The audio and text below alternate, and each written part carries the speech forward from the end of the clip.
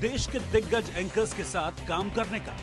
ITV next media international school में आप बेहद नजदीकी से देख पाएंगे किस तरह से ITV नेटवर्क के दिग्गज पत्रकारों की टीम दिन रात खबरों पर काम करती है।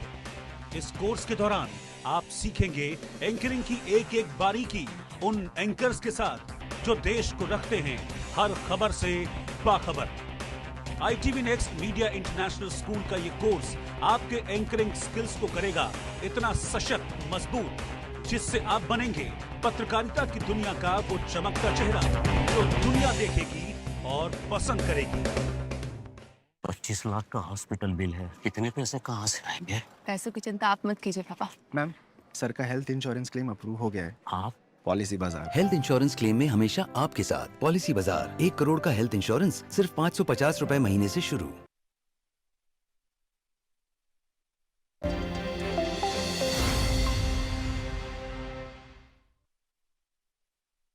Alright, welcome back. You're watching Newsx with me, Medha Sharan. Now, the Ministry of Home Affairs addressed the media over the massive explosion at the Nowgam Police Station. Joint Secretary of Jammu and Kashmir Division Prashant Lokhande apprised people of the situation. He has stated that an unfortunate accidental explosion took place at 11:20 p.m. last night. The MHA went on to add that during the investigation of a terror module, a huge cache of explosive substances and chemicals had been recovered and kept securely in an open area of the police station. As part of the standard operating procedure, these materials were being processed and forwarded for forensic examination. Due to their unstable and sensitive nature, they were being handled with utmost care. However, during the process, an accidental explosion occurred. Joint Secretary Prashant Lokhande asserted that the police station building suffered severe damage along with some surrounding structures. The cause of the accident is being investigated and any other speculation is unnecessary. The government stands in solidarity with the families of the deceased in this hour of grief. End quote. Alright, I'm now being joined by Defence Expert Major General P.K. Sehgal on the broadcast. So my first question is now after the BJ. Alright, so we're now learning that the MHA has also come out and made a statement about this. This comes after the Jammu and Kashmir DGP had also held a press conference and stated that this was an accidental blast that had taken place, and that. Alright, I'm now being joined by A.K. Jain, who's an ex-DGP of the UP Police. So my first question is, now after the Jammu and Kashmir DGP, the MHA has also come out and said that the blast was accidental. Your first reactions to this, sir? Yeah, even I think that it is accidental. It's an unfortunate incident. Sometimes such cases happen. They have happened at a few police stations of Uttar Pradesh also. We take all possible precautions. Forensic team was there and it was examining. I don't know what happened, but it led to some blast, and so many valuable lives have been lost. It is an unfortunate incident. Even I think that it's not a terrorist strike.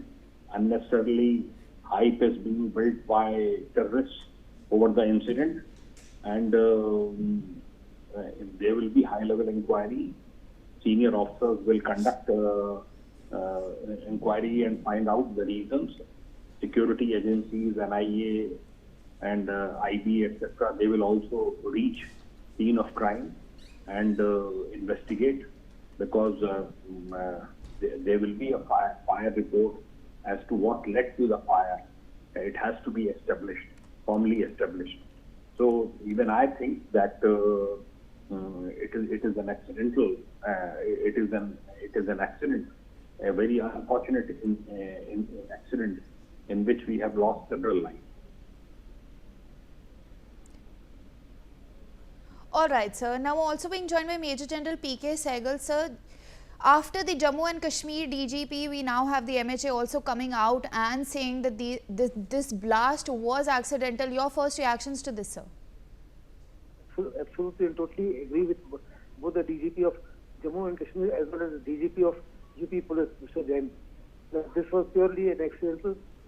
That notwithstanding, the Jaish-e-Mohammed, one of the outfits, is claiming responsibility. This is the people of Jammu and Kashmir and spread rumors in the country. We got to agree with what the police is saying. It's an absolute accidental thing. They had taken 350 kgs of explosives. Unfortunately, part of it was stored with the forensic, and the other part was stored in the police station of Nowgam. Nowgam is the place from where the entire terror outfit was, knowledge of it was made known. They were the ones who arrested the person who was putting the posters, etc., and that led on to the entire network being exposed. And people being, it's very unfortunate. Nine people have died and 32 have been injured. Through your channel, I'd like to express my condolences to those who lost their kids and kin, and also to those who have suffered grievous injury. The explosion was so huge that body parts were found in neighboring houses about 300 meters away. And people 15 kilometers away also heard the noise of the blast. It's a very unfortunate incident because the bulk of the people who were experts, who were exposed Nowgam terror network, were among those who were killed. There were also people from forensic experts. But what is worrisome is that despite professionals being on the ground, what led to the explosion is still a mystery, and I suppose it will get to be known only once the investigation is complete. Unfortunately, the building has suffered a very severe damage, and a lot of evidence that had been collected from Faridabad was unfortunately stored in Nowgam Police Station. That evidence also seems to have been destroyed. Seeing the destruction of the building, I don't think that evidence could have survived. It could have completely been demolished by the fire. So that to that extent, it's a huge setback, and also a setback that we lost some great professionals, both from the forensic experts as well as J&K Police, who have done an absolutely amazing job of busting this terror network, which could have caused havoc on 6th of December in Delhi, and maybe in several other cities of our country. Back to you. All right, sir. Additionally, we're also learning that, this material was kept securely in an open area of the police station and was being handled by team of, experts from the FSL team. In your opinion, what do you think perhaps triggered this explosion? Well, unfortunately, I am not an expert. The experts also have not come out with a conclusive evidence as to what triggered it. Obviously, this ammonium nitrate had been mixed with fuel oil mixture as well, or petrol, or they may have been detonators. But who detonated it? One does not know. So far, we'll have to go with what the DGP of Jammu and Kashmir is saying, that it's purely an accident, and they are now investigating that what led to this. I wish I had a better answer for this, but it would be totally premature for anybody to come to a conclusion as to what actually caused this. It's only the experts, since it was the experts who were handling this, and still the explosion took place. It is exactly reminiscent of what happened years back in an explosion that took place in an ammunition depot or in Jammu and Kashmir. There are a lot of officers of the intelligence branch as well as ordnance officers were killed when they were looking at the amount of ammunition and arms which were captured from the Pakistanis and which were stored in the depot. That is. All right, appreciate you sharing all that information with us, sir. I'm also being joined by Vikram Singh, who's the former DGP of the UP Police. Sir, now after the Jammu and Kashmir DGP's press conference, we also had the MHA come out and say that this was an accidental blast. What are your first reactions to this, sir? Statements need to be taken absolutely in face value. We have no reason to contradict what they are saying. That the DGP knowledge of Jammu and Kashmir and the MHA. These things have happened in the past. And let me tell you that I will prove to that, and the standard operating procedures are very clear. It's only when the experts come and they take a look, they have a specific manner and operating procedure in which this can be addressed and diffused. And in any carelessness or any negligence, this can have a devastating effect, as in this case now, a tragedy, a bad tragedy, and totally avoidable. Now we need to see how to upgrade the skills and the training potential of our officers and men so that such tragedies are not repeated. And indeed, in the fit of bravado, these things do happen. When the left-wing extremism was there, we had similar such incidents of explosives like the Delhi 6 and RDF. And this also seems to have the same footprint that perhaps in a fit of bravado, we did not follow the SOPs. Where the excellent work has been done by Srinagar police, this Nowgam tragedy was totally avoidable. And I think that we need to take a real look how it happened, whether it was gravity or not following the SOPs or both. So we're also learning that, you know, this huge cache of explosive substances and chemicals had been kept securely in an open area of the police station as part of the SOP and will be processed by the FSL team. Now, in your opinion, what exactly triggered this explosion in that case? Perhaps all the SOPs were not followed, and not following the SOPs can be have a devastating impact as in this case.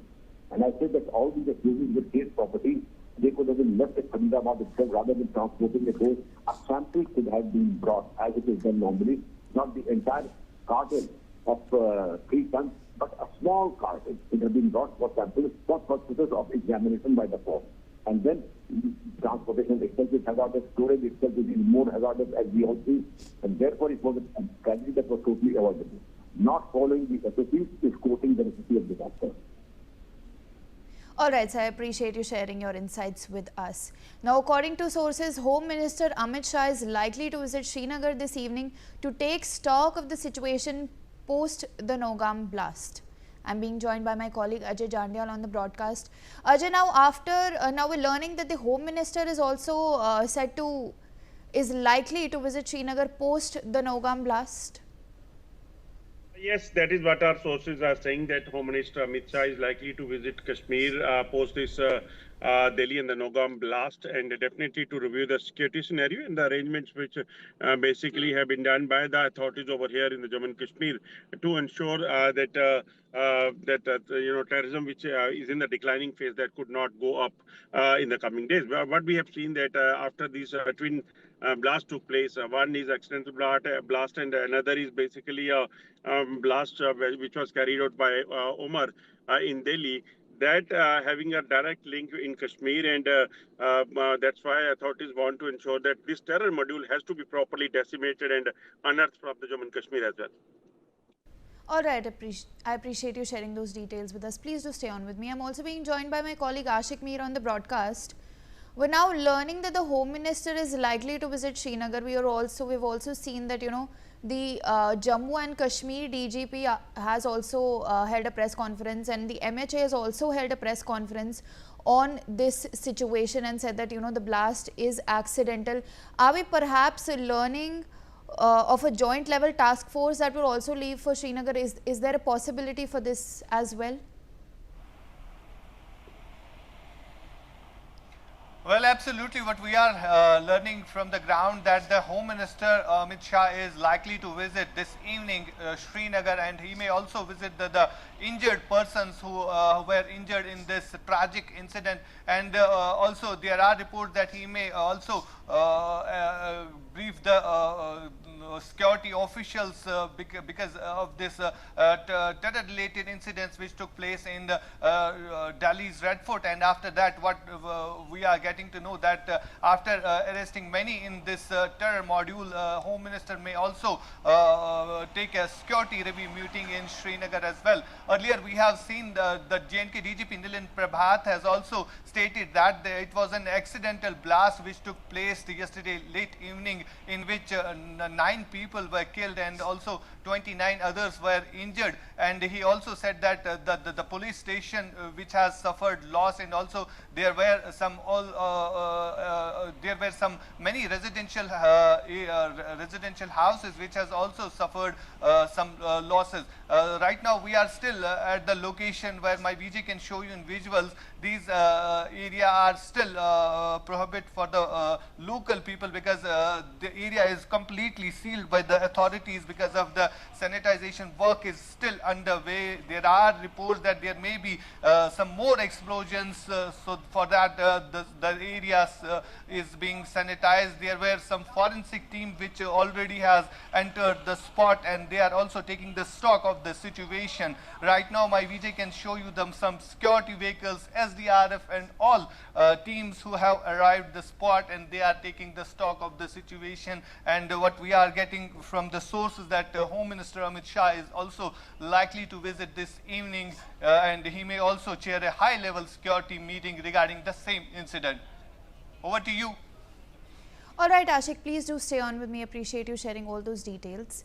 But sources say that Amit Shah is also likely to chair a high-level security meeting at Raj Bhavan amid heightened alert across the valley. He may also meet with those injured in the blast. I'm once again joined by my colleague Ashik Mir on the broadcast. We're now learning that the Home Minister is also likely to meet the injured as well as chair a high-level review meeting post the developments in Nowgam. Well, as you said, what we are learning from the ground, that the Home Minister is likely to visit this evening Srinagar, and he may also visit the hospitals where the injured are being treated. And there are reports Home Minister Amit Shah may likely to attend a high-level security meeting regarding the same incidents, because there are reports that many people have been detained during the course of investigation of the ammonium nitrate which was recovered from Delhi's Faridabad, and after that there was a massive blast which took place in Srinagar, Delhi's Red Fort area, in which 13 people lost their lives and many others were injured. Now there were connections from South Kashmir's Pulwama, where many doctors have been detained and many are detained for the questioning as well. Right now still I can show you in visuals, these are the areas where last late night a blast took place, because the ammonium nitrate which was recovered from Delhi's Faridabad area was brought here in this Nowgam Police Station, and the forensic teams of J&K Police were also ascertaining the facts. And yesterday evening the blast took place in this residential area, in which so far what we are getting to know that 9 people have lost their lives, and also there may be the casualty may be rise, because there are many who have been under treatment in different hospitals in Srinagar. These are the live visuals what we are showing to the viewers, how the security has been put up in these areas. This area is completely sealed. It's residential areas. People are still waiting to enter inside because there may be some people who are still stuck in these houses. You can see, my VG can show you, these are the residential area, and in these residential area there is a police station built up, and there were many people who were detained during the course of investigation regarding the same ammonium nitrate which was recovered from the doctor module, we can say the white collar terrorists, and they were also there were already investigation going on regarding the same incident. And yesterday evening late night, you can see they are the locals who want to go their homes, but the security forces are not allowing them because there is a sanitization process ongoing. You can see in visuals, my VJ can show you in visuals how they are crying because they have lost their loved ones in this attack.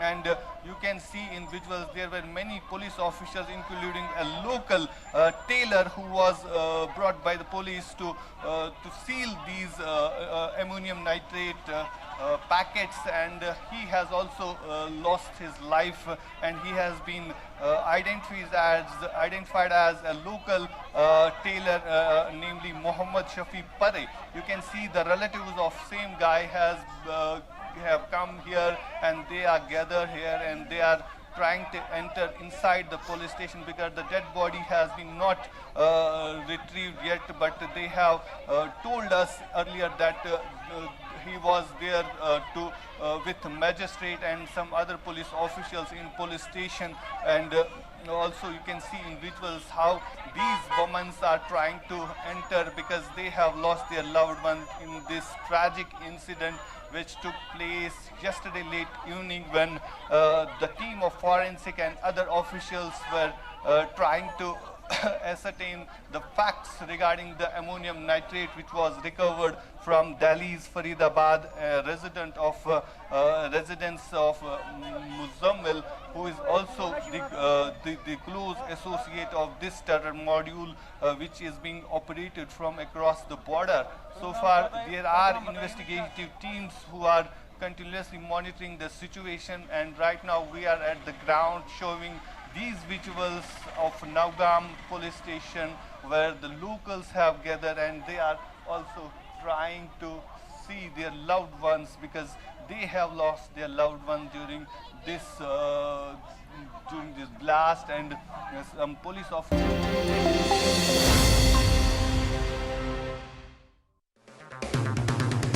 अगर आप बनना चाहते हैं anchor या फिर आप में है जुनून एक तेज तर्रार न्यूज रिपोर्टर बनने का, तो आप ज्वाइन करें ITV।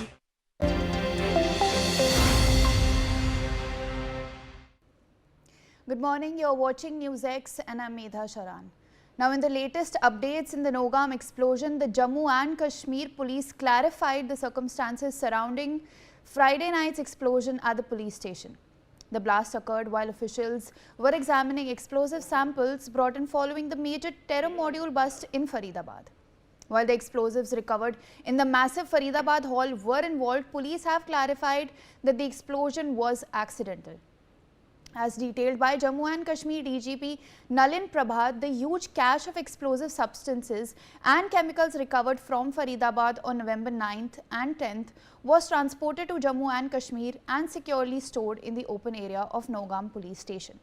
Samples were also sent for further forensic and chemical analysis, but due to the large volume of materials, detailed inspection was necessary. The Forensic Science Laboratory carried out the examination on November 13 and 14, exercising extreme caution because of the sensitivity of the explosives. However, on Friday, an accidental explosion occurred during one such handling process. Let's in fact take a look at the Faridabad link to the Nowgam explosion. Now, when the Jammu and Kashmir police noticed the Jaish-e-Mohammed posters in Srinagar, they did not know that they would be unraveling such a huge case of the Faridabad module as we know it.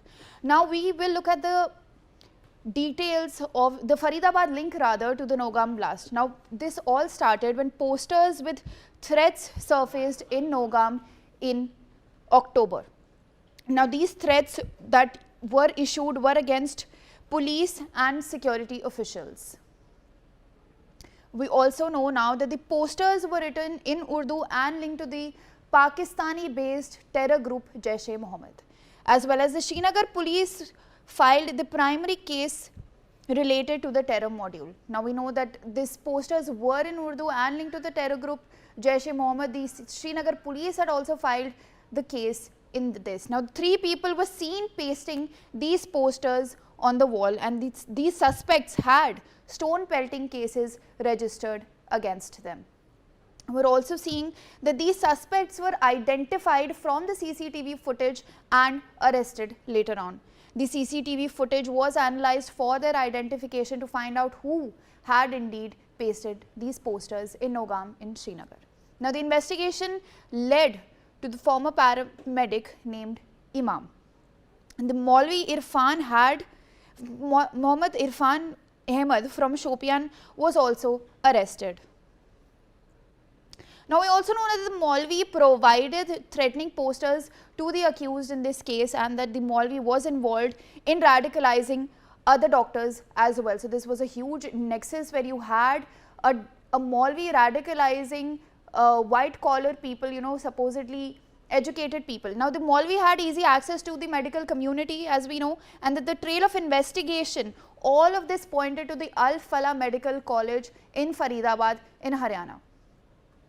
Now the links established to the Faridabad's white collar terror module, we now know that the Red Fort bomber Umar Mohammed was also associated with the Al Falah University in Faridabad in Haryana. This university is currently under the scanner. Now two more doctors, Dr. Muzammil Shakil and Dr. Shaheen, were arrested. Now Dr. Muzammil was arrested from Faridabad, whereas Shaheen was arrested from Lucknow, and the police also recovered massive cache of chemicals, about 360 kgs of ammonium nitrate. Now we know that the seized material included 360 kgs of explosives, and they were found in the rented house of the arrested Dr. Muzammil Shakil. We know that 360 kgs of explosives included ammonium nitrate and potassium nitrate as well. Now ammonium nitrate was used, now the ammonium nitrate caused the accidental blast at Nowgam. Now ammonium nitrate in itself is not an explosive material, but can rather burst under high temperature. Now some explosives were also kept at the forensic lab of the police in Nowgam, and majority of the cache was stored at the police station in Nowgam.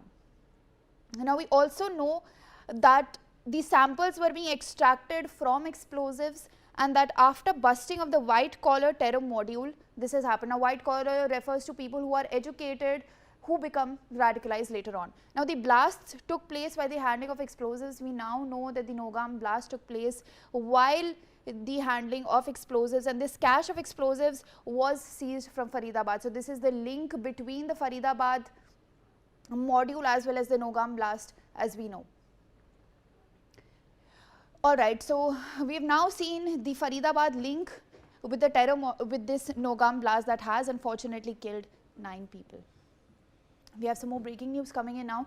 The office of the Jammu and Kashmir Lieutenant Governor Manoj Sinha has issued a statement on the Nowgam Police Station blast. The statement reads, and I quote, "Deeply anguished by the loss of precious lives due to the extremely tragic accidental blast at Nowgam Police Station in Srinagar. My condolences to the bereaved families. I pray for the speedy recovery of the injured. The government stands in solidarity with the families, friends and loved ones of the departed. All possible assistance is being provided to those affected. I have ordered a probe to ascertain the cause of the accidental explosion." End quote. Now I am being joined by my colleague Ajay Jandyal on the broadcast. We are now learning that the J&K Lieutenant Governor has made a statement rather on X, assuring that all possible assistance will be provided to the victims.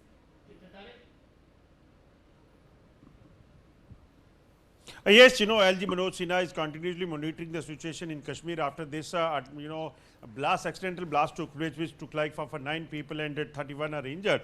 He also ordered an inquiry in this matter, and also ensuring that every possible treatment is given to the injured, those who are basically victim of this blast. And yesterday, when last late night, this explosion took place, immediately, instruction was ordered to the hospitals and the authorities of Jammu and Kashmir Police that they have to ensure every possible help to the victim, those who have suffered injuries, or those who have lost their people over there. And no doubt, it's a painful moment for any family member. We have seen that the visuals of the family members, those who have lost their near and dear in this incident. But yes, definitely it's a challenging situation for the Jammu and Kashmir Police as well, because this is something new. I just spoke to former DGP Dr. SP Vaid, and he also confirmed us that they haven't seen such kind of technology or such kind of material to be used in the terror related activities. So that's why it seems that police team and the FSL team, those who were investigating this matter, and those who were basically doing the sampling of this explosive ammonium nitrate, they were basically new for that thing, and they were not much aware about it can be triggered and it can be detonated. So that seems to be the reason. But now this incident has happened and 9 people have lost their life. But definitely further inquiry is going to be ordered, and ensure they are going to ensure, Jammu Kashmir Police is going to ensure that every link of this terror module has to be properly investigated, and they have to face the law. All right, Ajay, please do stay on with me. Now, the Jammu and Kashmir Chief Minister's office has also issued a statement on the massive explosion at the Nowgam Police Station. The Chief Minister has stated, and I quote, "The Chief Minister has expressed deep sorrow and grief over the tragic accidental explosion at Nowgam Police Station, which claimed precious lives and left several personnel injured. He has extended heartfelt sympathies to the bereaved families and prayed for the swift recovery of all those injured." End quote. I'm once again joined by my colleague Ajay Jandal. Now, the Chief Minister's office in Jammu and Kashmir has also issued a statement on the Nowgam blast that has taken place at the police station. Yes, Chief Minister office, but they also have condemned this attack, and they have paid, tribute to the people, those who have lost their life, and definitely it's a, time to condole the people, those who have lost their, near and dear, and definitely they are also ensuring. Chief Minister Omar Abdullah was in Jammu for last 2 days, and he have already flown to Kashmir. He is also going to meet the victim, and he's also going to visit the spot, likely to visit the spot as well. Definitely it's a painful moment. It is a tragic incident which happened there in the Nowgam Police Station, and we have seen that the explosion was so loud, which basically could be heard from 10 to 15 kilometers of the distance as well. I just spoke to one of police officials over there in different district in Kulgam. He also says that it was very heavy explosion which was heard in the Kulgam as well. So that indicates that how explosive which was made by Dr. Adil, Dr. Other doctor who was arrested by the police over there in Faridabad. They basically was working on a technology. They were specially taught this, this technology to made a weapon, and we have seen that the urea, ammonium nitrate, which basically they have collected to ensure that they can use it for the terror-related activities. That is something really new, and that's why authorities definitely is going to face this challenge in the coming day. But the on-time action of the authorities and Jammu and Kashmir police, we can say that that have saved number of lives. Just see that if this explosion could have taken place in our crowded areas like what they have done in the Delhi, then it could lead to many casualties in such areas, in crowded areas.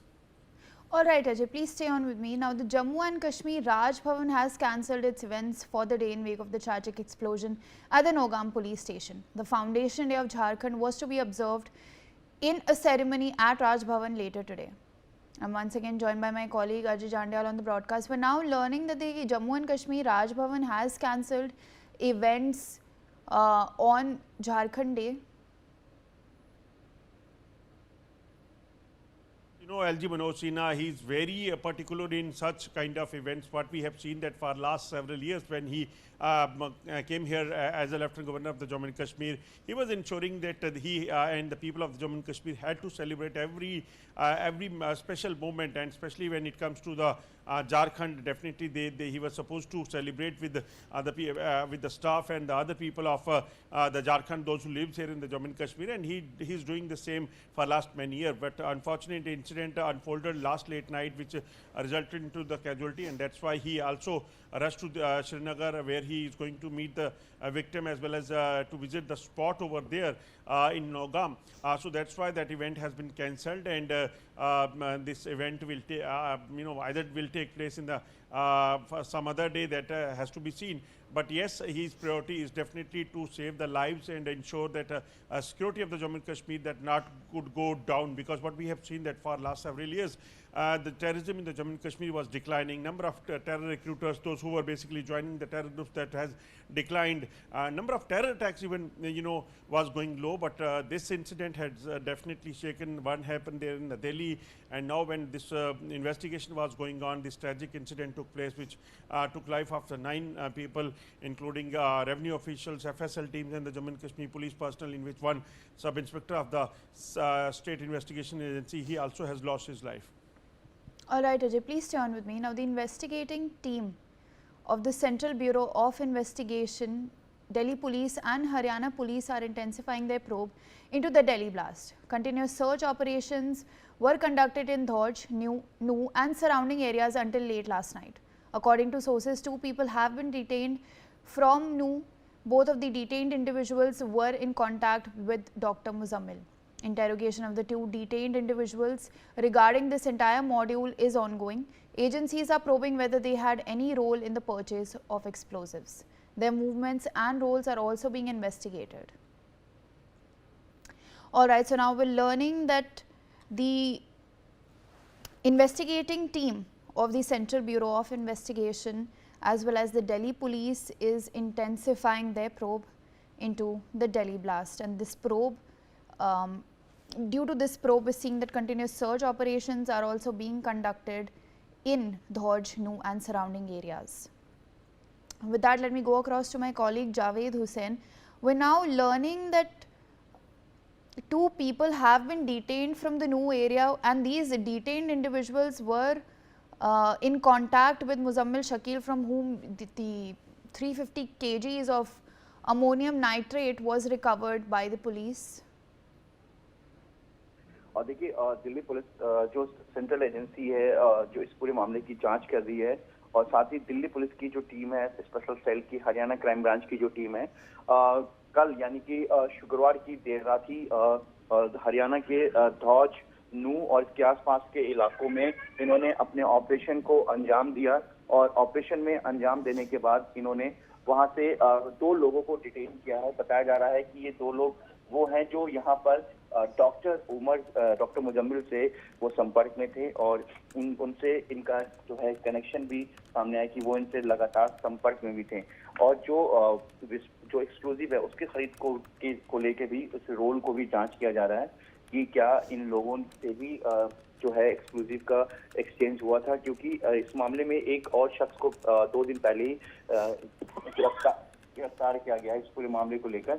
और आपको बता दें कि जो overground workers की तरह से जो इस थ्योरी को भी लेकर जो दिल्ली पुलिस की तरफ से जो एजेंसी दिल्ली पुलिस और इस पूरे ब्लास्ट के मॉड्यूल में जिस तरह से अल्फला में तमाम व्हाइट कॉलर मॉड्यूल का खुलासा हुआ है, उसको लेकर जो है हरियाणा पुलिस भी जो हरियाणा के आसपास का जो इलाका है वहां से जो है इनके ओवरग्राउंड वर्कर्स के तौर पर जो लोग इनको कहीं ना कहीं सपोर्ट कर रहे थे, लॉजिस्टिक सपोर्ट या इनके संपर्क में थे, जो डॉक्टर नहीं थे, जो वहाँ के लोकल आसपास के इलाके थे, उनको लेकर भी जांच करी, जिसमें बताया गया कि 2 लोगों को हिरासत में लिया गया है। और हिरासत में लेकर डॉक्टर मुजम्मिल के रोल्स और उनके पूरे इस मॉड्यूल को लेकर इनसे पूछताछ की जा रही है, और इनके फोन को भी तलाशा जा रहा है कि क्या डॉक्टर मुजम्मिल से इनकी कितनी बात हुई, किस तरीके का पूरा एक जो कनेक्शन था, नेटवर्क था, वो किस तरीके से ये लोग ऑपरेट कर रहे थे, इन दोनों को कितना इस बारे में पता था, क्या इन लोगों ने इस ब्लास्ट में जिस तरह से एक्सप्लोजिव मिला था आपको उसमें 10 तारीख को जो खुलासा हुआ था, उसी शाम में दिल्ली के लाल किले के पास ब्लास्ट हुआ था, उसमें इनका कितना रोल है, क्या इन्हें कुछ पता था इस बारे में या कोई जानकारी नहीं थी, इन सब को लेकर जो है पूछताछ की जा रही है। जी जावेद, बने रहिए हमारे साथ. We have some more news coming in. Now, Newsx has exclusively accessed the building plan of the Al Falah University in Dhauj. Survey report conducted by the Revenue Department has been sent to higher officials. The university building is built on approximately 20 acres. An investigation is underway to determine whether the building was built on the plot number where construction approval was obtained. Javed, हम देख रहे हैं कि ये जो probe है ये बढ़ती जा रही है इस अल फलाह यूनिवर्सिटी में, जो इस फरीदाबाद मॉड्यूल के सेंटर में रहा है। जी बिल्कुल, देखिए जिस तरीके से अल फलाह यूनिवर्सिटी के इस पूरे मॉड्यूल का, क्योंकि ज़्यादातर जो डॉक्टर हैं वो इसी यूनिवर्सिटी से कनेक्ट हैं, और जो बाहर हैं उनका भी कनेक्शन कहीं ना कहीं अल फलाह यूनिवर्सिटी से है। तो इस पूरे मॉड्यूल के नेटवर्क को लेकर जो है इन्वेस्टिगेशन की जा रही है। और आपको हम बता दें कि सोर्सेज के हवाले से ये भी जानकारी है कि तकरीबन 100 से ज़्यादा जो डॉक्टर हैं वो इस वक्त एजेंसी जो इन्वेस्टिगेशन कर रही है ब्लास्ट को लेकर उनके रडार पर है, क्योंकि जिस तरीके से जो पूरा जो डॉक्टर्स का एक पूरा व्हाइट कॉलर जो लॉबी है वो जिस तरीके से इस पूरे मामले को में कनेक्टिविटी सामने आई है। और आपको बता दें कि जैसे ये लोग एक दूसरे से जुड़े हुए हैं, तो अब इन जो करीब जो 100 से ज्यादा डॉक्टर्स का जो खुलासा हुआ है वो डॉक्टर्स कौन कौन लोग हैं, क्योंकि इसमें दिल्ली, आपको हरियाणा, उत्तर प्रदेश और कश्मीर, ये 4 स्टेट के एक रूट मैप को लेकर जो है एजेंसी इन्वेस्टिगेट कर रही, क्योंकि इनका कनेक्शन बताया जा रहा है। और ये लोग इस वक्त एजेंसी की रडार पर हैं और तकरीबन 100 से ज्यादा ये डॉक्टर्स हैं। 2 डॉक्टर्स को पहले भी डिटेन किया गया है। इसके अलावा कुछ ओवरग्राउंड वर्कर्स के तौर पर जो धौज के आसपास के इलाके में जो इन डॉक्टर मुजम्मिल और उमर के संपर्क में थे, उनको भी लेकर जांच की जा रही है। क्योंकि इस वक्त डॉक्टर मुजम्मिल की बात करें, शाहिद शाहीन की बात करें, तो इस वक्त ये लोग एजेंसी की गिरफ्त में है। क्योंकि ये मामला जो है वो सेंट्रल एजेंसी एनआईए को हैंडओवर कर दिया गया था। अब एजेंसी इस पूरी केस को इन्वेस्टिगेट कर रही है। इसके अलावा जम्मू कश्मीर की police, Delhi police special cell और हरियाणा पुलिस इस पूरे केस में एनआईए को सपोर्ट कर रही है। तो ऐसे में अब तक कई और डॉक्टर्स को डिटेन भी किया गया है। कुछ से इस हिरासत में लेकर उनसे पूछताछ की जा रही है। कई संदिग्ध जो हैं उनसे पूछताछ की जा रही है। इस पूरे मॉड्यूल को लेकर जो है जानकारी हासिल की जा रही है और इसको लेकर जो पूरा एक नेक्सस है उसका कहीं ना कहीं कनेक्शन जो है वो सामने आना बाकी है। क्योंकि जिस तरीके से पूरे ब्लास्ट में जिस तरीके से इस मॉड्यूल को इस्तेमाल किया गया, उस मॉड्यूल में जिस तरह से व्हाइट कॉलर डॉक्टर्स, अभी तक जो भी कश्मीर से लेकर दिल्ली और हरियाणा में जितने भी डॉक्टर्स गिरफ्तार हुए हैं, उनको हिरासत में लिया गया है, सभी का कनेक्शन कहीं ना कहीं जो एक बेस है वो अल्फला से ही आके जुड़ रहा है। तो ऐसे में अल्फला इस वक्त बेहद अहम है। अल्फला के आसपास का इलाका बेहद अहम है। तमाम जो कनेक्टिविटी है, तमाम जो है उनके फोन कॉल्स की जांच की जा रही है, उनके सोशल मीडिया प्लेटफॉर्म को देखा जा रहा है। तो इस तरह की जो इन्वेस्टिगेशन है वो लगातार आगे बढ़ाई जा रही है। जी बने रहिए हमारे साथ. Now sources to Newsx have stated that 2 YouTubers from Saharanpur are on the investigating agency's radar and are being questioned. According to information, both YouTubers travelled to Srinagar for the wedding of Dr. Adil, who was arrested in Saharanpur. Both YouTubers were seen on CCTV with Dr. Adil at a hookah bar in Srinagar. The investigating agency is currently examining the electronic gadgets, call records and videos of both YouTubers. Information has also emerged that Dr. Adil had travelled abroad to Turkey and China, and these trips are now under the investigative agency's scanner as well. I am now being joined by my colleague Varsha Shahi. We're learning that 2 YouTubers from Saharanpur are also on the investigating agency's radar after the bust of the Faridabad module.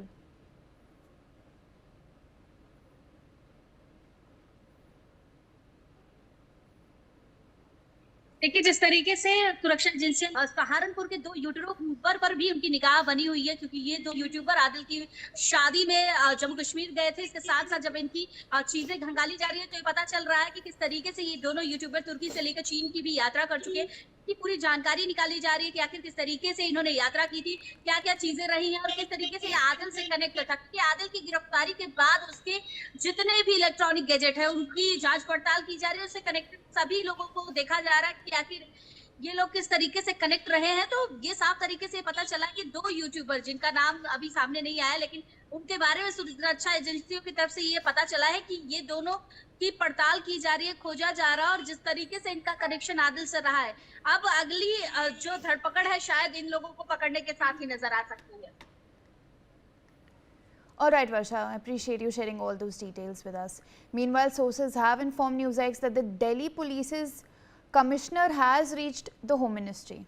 I am joined by my colleague Manohar Kesari on the broadcast. We're now learning that the Delhi Police Commissioner has reached the Home Ministry after the blast at Nowgam Police Station, which we have learned from successive authorities like the DGP of the Jammu and Kashmir Police as well as the Ministry of Home Affairs is in fact accidental. You know, they have held press conferences saying that the FSL team was handling all of these explosive materials near the police station and that this is accidental and there's no other cause behind this explosion that has taken place.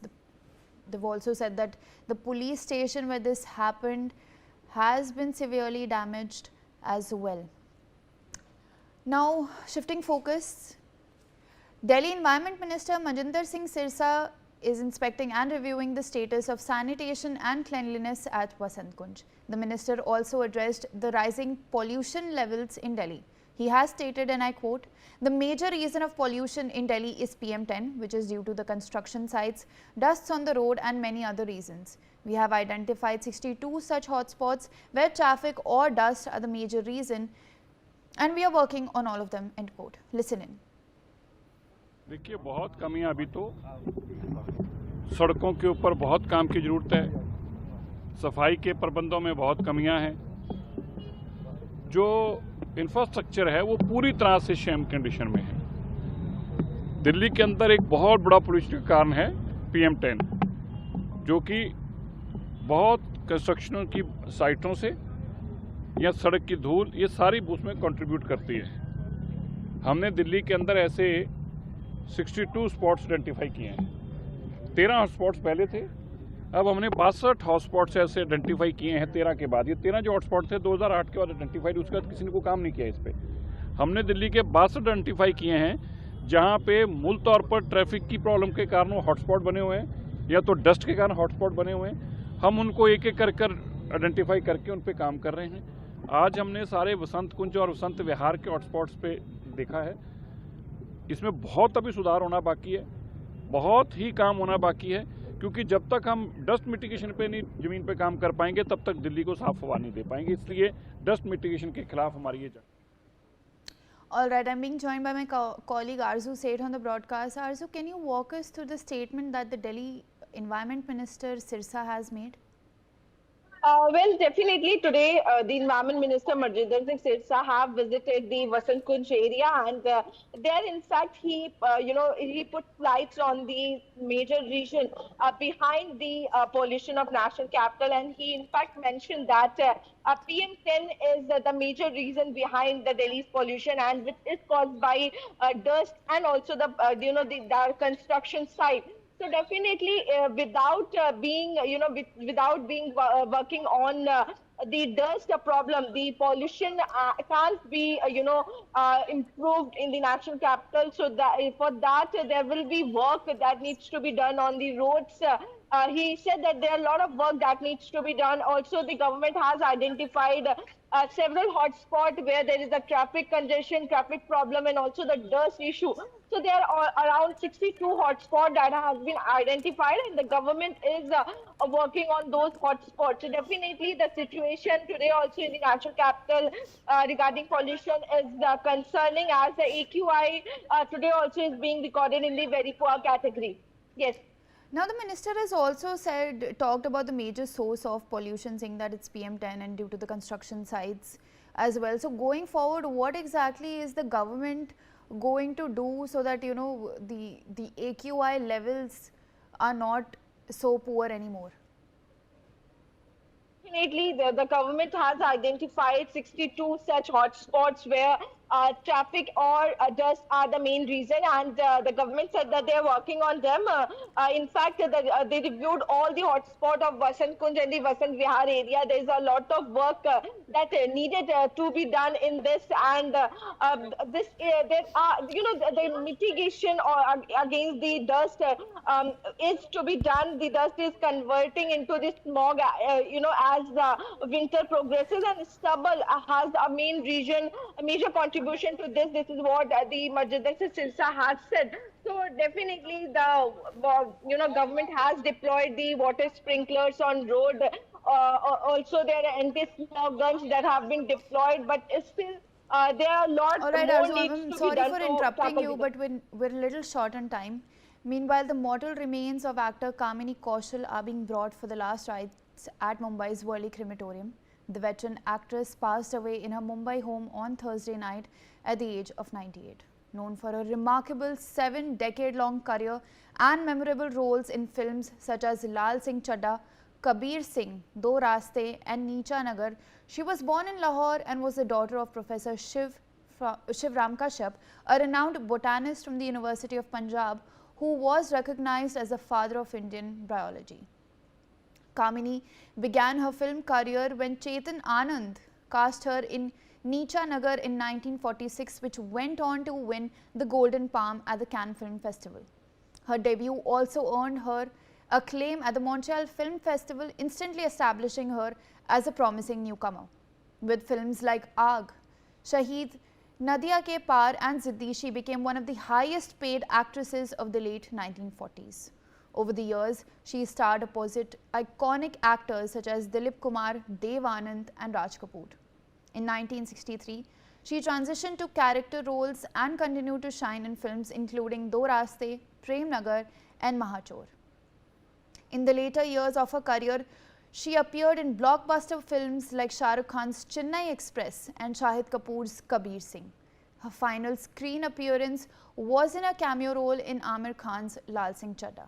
The film fraternity has come together to mourn the loss of the pioneer. I have my colleague Uday Pratap Singh, who is a senior editor on the broadcast. Sir, Kamini Kaushal has passed away at the age of 98. Can you tell us about the legacy that she has left behind? Well, yes, this news, of course, had shocked the entire film industry and her fans when it came yesterday morning. And, of course, now today the family is cremating her. The last rites are taking place as we speak in Mumbai. The family has asked for privacy since they do maintain a low profile, which is why we are seeing, of course, a cremation happen with just close friends and family and loved ones of Kamini Kaushal. Kamini Kaushal, of course, passed away at the age of 98 due to old age-related ailments. We are told she passed away at her residence itself in Mumbai. Of course, she's left behind a legacy of work cutting across 8 decades. 8 decades is what she worked in the film industry and contributed, of course, to Indian cinema. In fact, she was a pathbreaker of her time as well. At her, nowadays there is so much talk of the pay and the wages debate between actors and actresses. At her time, she was one of the highest paid actresses, in fact. She also, in some of her films with Ashok Kumar, had her name appear before the leading actor's name, again, which is something that now is being done, but she had done it right then. Lata Mangeshkar ji, the legend, had in fact sung for the first time for a lead actress for Kamini Kaushal in her film.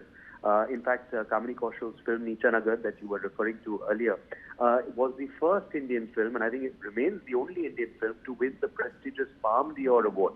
That's the award given for best film at the Cannes Film Festival, the prestigious Cannes Film Festival in France. So truly, she's been a pathbreaker through the years, of course, working in such renowned projects like Biraj Bahu as well. I think that earned her a Best Actress at the Film Fair. Recently, she won the Screen Award for Best Supporting Actress for Kabir Singh, just a few years back. So from then till now, continuing her prowess. Of course, the younger generation will know her through Chennai Express and, Kabir Singh and Lal Singh Chadda and, Laga Chunri Mein Daag. But, many of her iconic films have been watched, of course, over the years, studied by students of cinema as well. Films like, of course, Shaheed, Nadia Ke Paar, Do Bhai, Ziddi, Shabnam, then later, of course, Roti Kapda Aur Makan. Who can forget Sannyasi, Das Nambari, Prem Nagar, Do Raaste. These are all iconic films, of course, which continue to be loved over the years. Many generations have seen Kamini Kaushal, which is why this feels surreal that she is no more with us. In fact, many people from the film industry, from Kareena Kapoor to Shahid Kapoor, Kiara Advani, Shujit Sarkar, have been condoling her demise, have been, of course, putting their tributes to the late actor. Thank you, sir, for sharing those details with us. With that, I sip into a short break. Thank you for watching.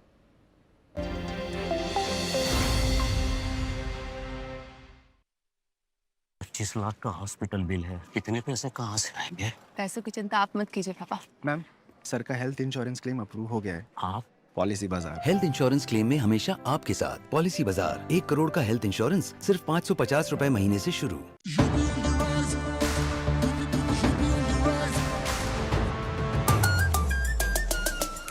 UB on the rise, सुन ले आसमां, double engine का ये mission है महान। 2047 तक हम न रुकेंगे, 6 ट्रिलियन का ड्रीम पूरा करेंगे। मथुरा की गलियों में गूंजे है राधा, अयोध्या में दूर हुई मंदिर की बाधा, काशी प्रयागराज की गोल्डन चमक, यूपी सरकार की गूंजे धमक। सड़कों पर फर्राटा फिक्रलेस बिल्कुल बिंदास, एक्सप्रेस वे पर साइंस आए पूरा विश्वास। विकसित यूपी की बढ़ गई प्यास, 2047 का ये विजन बहुत खास। माफिया का दी एंड, फियर गॉन, योगी राज में लॉ एंड ऑर्डर हुआ स्ट्रॉन्ग। बेखौफ घूमे जनता, गुंडों पर मार, नया यूपी तोड़ रहा पुरानी दीवार। UB on the rise, सुन ले आसमां, डबल इंजन का ये मिशन है महान. 2047 तक हम न रुकेंगे, 6 ट्रिलियन का ड्रीम पूरा करेंगे.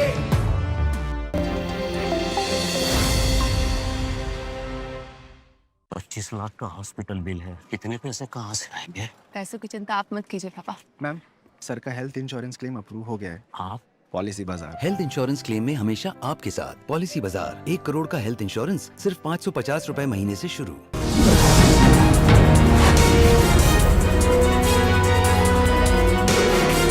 Hello and welcome to the Newsx Sunday Guardian Roundtable. Well, this week, once again, we are going to be focusing on Bihar because the high stakes Bihar elections, when the campaigning is on, the elections are there on the 6th and 11th, and we'll know the results on the 14th. But let's try and find out the mood on the ground and also the impact this will have on the national narrative. Will the BJP finally get its own BJP CM in place, or will it, support Nitish Kumar, or will it NDA be in a position to form the government? What about Tejasvi Yadav? His last minute push, his Har Ghar Ek Sarkari Naukri seems to be, resounding with the voters. Will it counter the BJP's push towards the women? These are some things we're going to be discussing on the show today. Joining me is Jashwant Deshmukh. He is the founder of Sea Voter and a psychologist. Dilip Cherian, political commentator and a brand guru.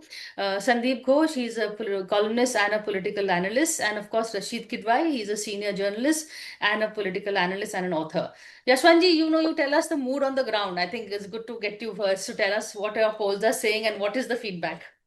So I was just looking at the tracker data, which will be released actually today, this week's tracker, and I mean I can share the stuff with you. Primarily the trackers that we figured out, we had seen the rise of Prashant Kishore as far as traction is concerned as the new alternative, and yes, the traction is still there. He is still attracting a lot of youth, particularly coming from the NDA camp, by the way. So still his numbers are damaging the NDA more than the India Alliance, and he is still trending about 20%. So what that's quite surprising, because I was expecting that by the time we are near the first phase, the bipolarization of the process, his numbers would go down.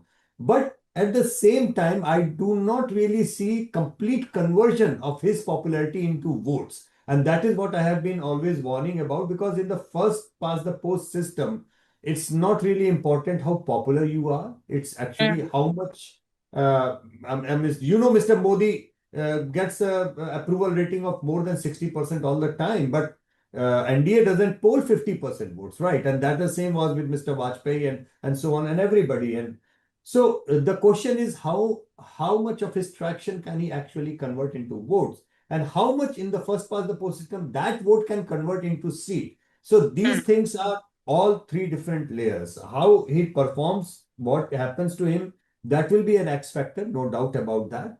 But having said that, I also sense that largely the two camps have remained intact in terms of their core voting blocks, largely that way. And this will be an election of MY, Priya, but not in terms of Muslim and Yadav, but this will definitely be an election of Mahila and Yuva. And that's the new MY that is going to define female turnout. If it is more than the male turnout, it will be NDA all the way. If it is less than the male turnout, it will be a tough fight with Mahagathbandhan in the lead. That's what I look at it. Yuva definitely are attracted because people generally underestimate the lure of Sarkari Naukri in the Hindi heartland. They do not even imagine what a promise of a Sarkari Naukri means in Eastern UP and Bihar particularly. So yes, Tejasvi Yadav has given that carrot and it has its own traction, but that traction is not coming from the NDA youth. Let me be very clear. The NDA youth traction is more going to Prashant Kishore, not to Tejasvi Yadav. So that's the thing. Unless that swing happens from NDA to India Alliance, I find it difficult to imagine how the anti-incumbency will play out. That's where we stand today. Okay. Rashid, politically speaking, in terms of the future at stake, Tejasvi Yadav and the BJP. Yes, so Priya, I think it's for Tejasvi. It is Tejasvi's make or break moment. I think he's being very clever. You look at the India Alliance strategy. There is no one except him. And if you look at all the posters, you see, and the campaign style, so Tejasvi ka run. So it is Tejasvi's resolve to win Bihar. And therefore, he's holding rallies. He's first among equals as far as the India Alliance is concerned. I think the Congress camp is also understands what is at stake. So therefore, Rahul Gandhi is consciously being relegated to a third, fourth, fifth spots. It's not election about Rahul Gandhi. It's an election about Tejasvi Yadav. Now, what Mr. Yashwant Deshmukh is saying is very interesting. If what he's saying holds true, then I don't see Nitish Kumar coming back. If you talk about the MY alliance, so a lot of Mahila are also Yuva, and there is an aspiration. I understand the way Priya yesterday, Mr. Amit Shah in an interview was talking about Tejasvi Yadav, and he was trying to sort of break that thing that the bubble, so to say, about Tejasvi Yadav promising so many jobs. Priya, I think politicians know that they cannot fulfill promises. They may do something that a family that does not have a government job of let's say 2 generations or so will be entitled. So they'll make some criteria. But if this thing, employment and particularly Sarkari Naukri catches imagination, I think that NDA is in trouble. But NDA's biggest problem is BJP, because the BJP doesn't have leadership.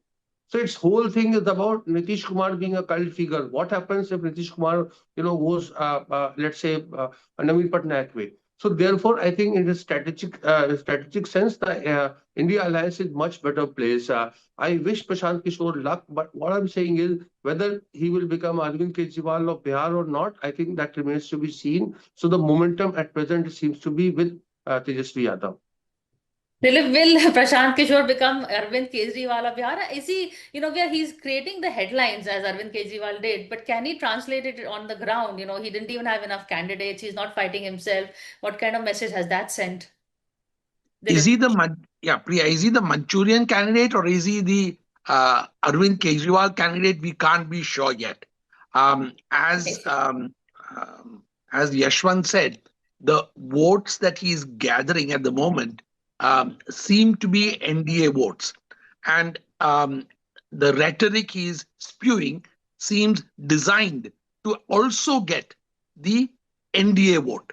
So he's very clear that is the vote bank that he is attacking. From an imagery point of view, he holds out for Bihar's youth, which is Tejasvi's target, the same kind of hope for change.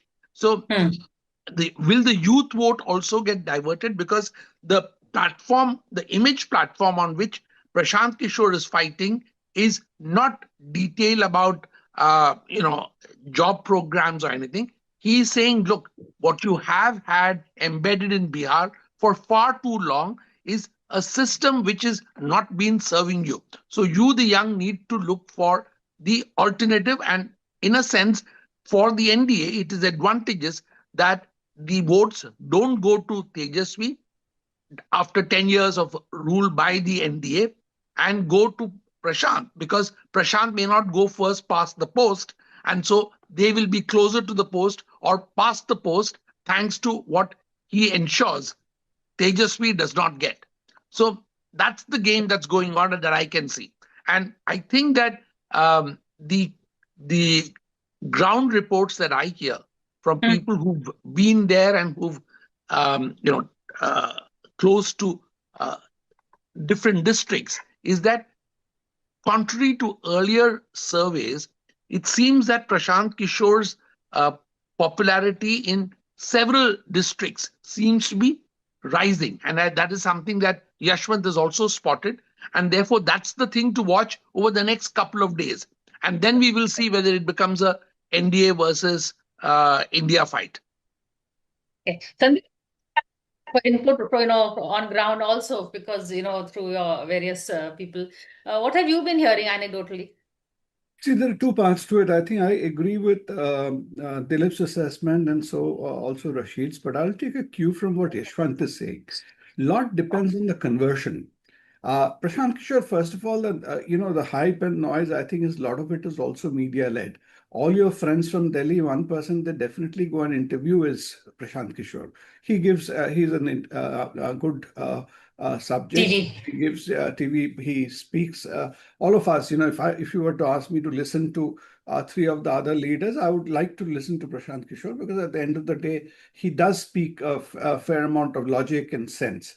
But where I would give him, I think, my sense, what you're, again, to complete what you asked me, the sense I get is the hype we are seeing on media is not really translated into that kind of excitement on the ground, especially again as it's come through. Certainly the Yadav vote bank, irrespective of what you say, they don't get swayed by Prashant Kishore. But where I think Prashant Kishore could be a dark horse or an X factor is all of us know he's very good at the analytics and the micromanagement in terms of, and what we heard also, Priya, the other day offline, that IPAC has been working on the ground for a very, very long time in a micromanaged way. So he may be able to convert a lot of votes, may not be into seats still,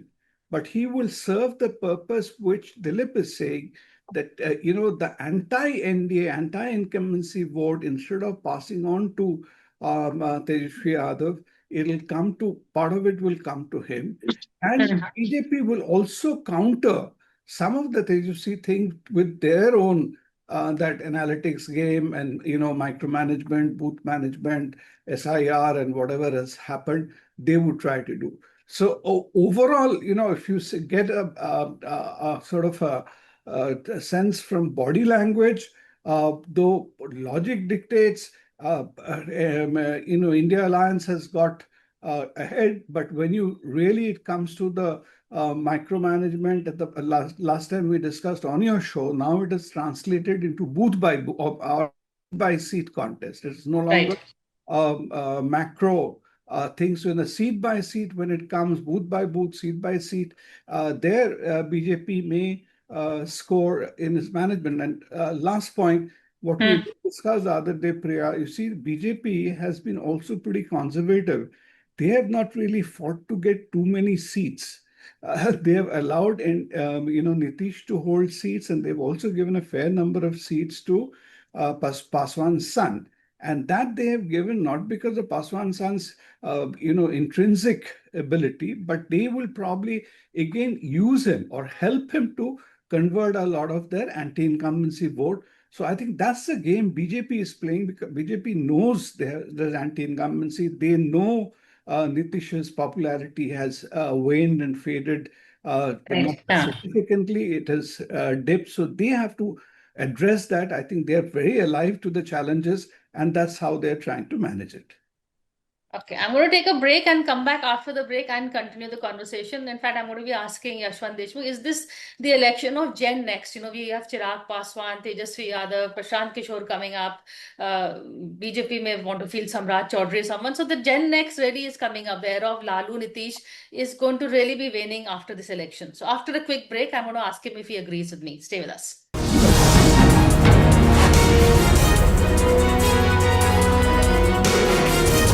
₹25 lakh का hospital bill है, इतने पैसे कहाँ से आएंगे? पैसों की चिंता आप मत कीजिए पापा। मैम, सर का हेल्थ इंश्योरेंस क्लेम अप्रूव हो गया है। आप पॉलिसी बाजार। हेल्थ इंश्योरेंस क्लेम में हमेशा आपके साथ पॉलिसी बाजार। 1 करोड़ का हेल्थ इंश्योरेंस सिर्फ 550 रुपए महीने से शुरू।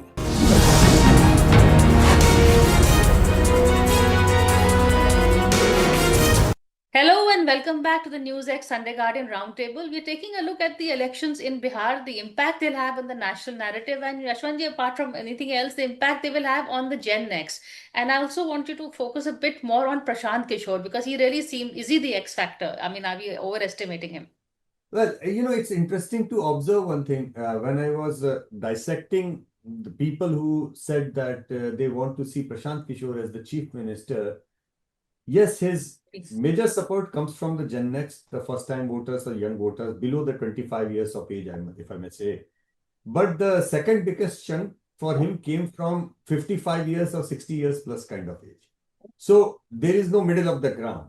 It's like one who has not seen anything, one who has seen everything.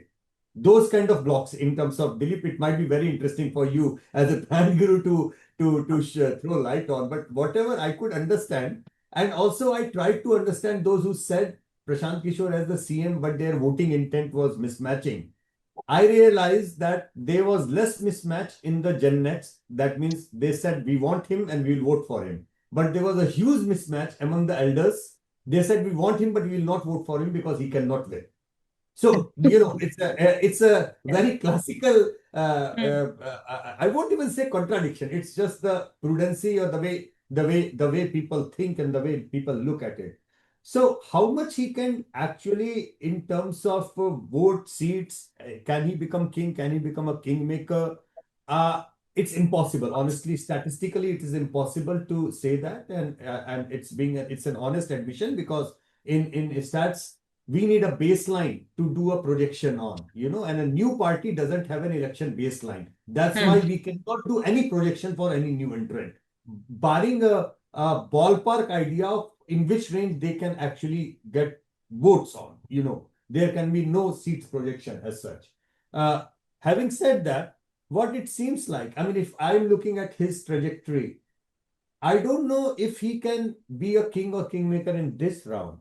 But what I can say is that if he continues in Bihar and continues his campaign, 2030 is something which you will have to see him as a, there's no other way if he cannot become, because I can sense the kind of demographics which came in second half of 2013 for Aam Aadmi Party traction.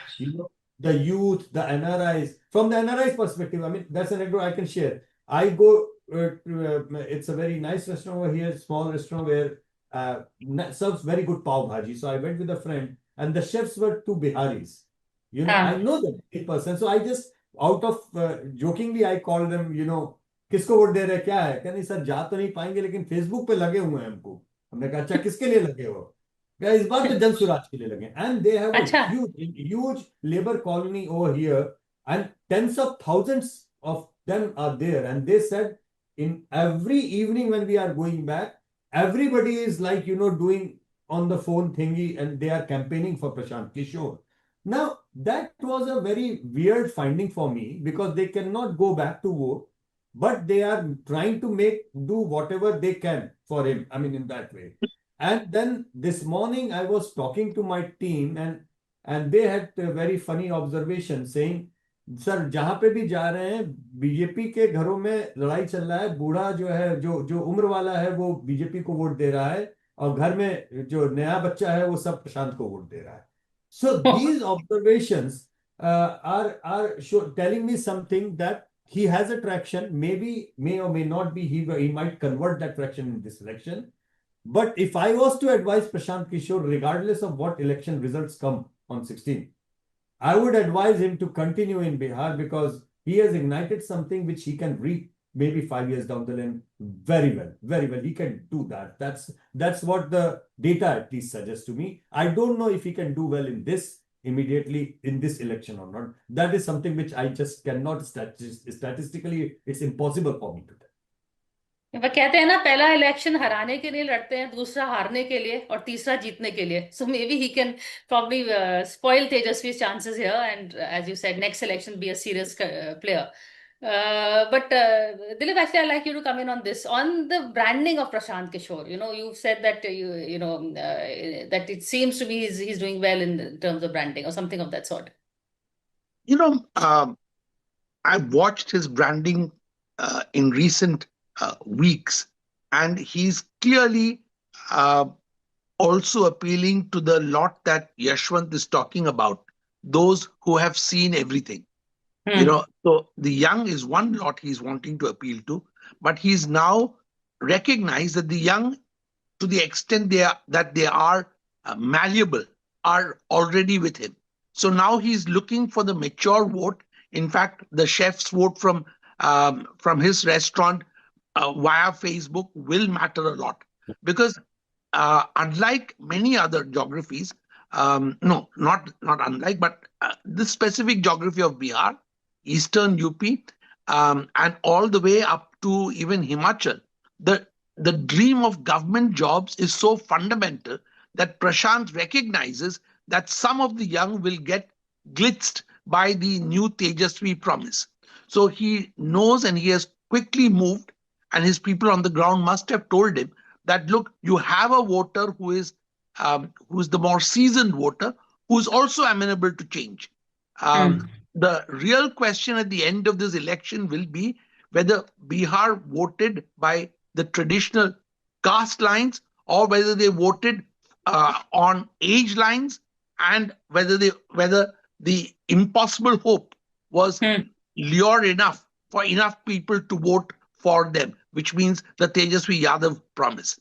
As you notice in all our discussion, the fact is that except for Sandeep, who has pointed out the tactical joy of giving young Paswan more seats, the real anxiety is that aside from Nitish, the BJP cannot project anyone as the NDA face, and in fact, there are various spokespersons who don't necessarily and who don't usually have very much of insider knowledge have been trying to repeat that it is only Nitish that who we are backing. So that really shows that the BJP has a fear of trying to push someone, not that they have anyone, push someone very hard unless they do it towards the real fag end of the election in a kind of thunderclap kind of announcement.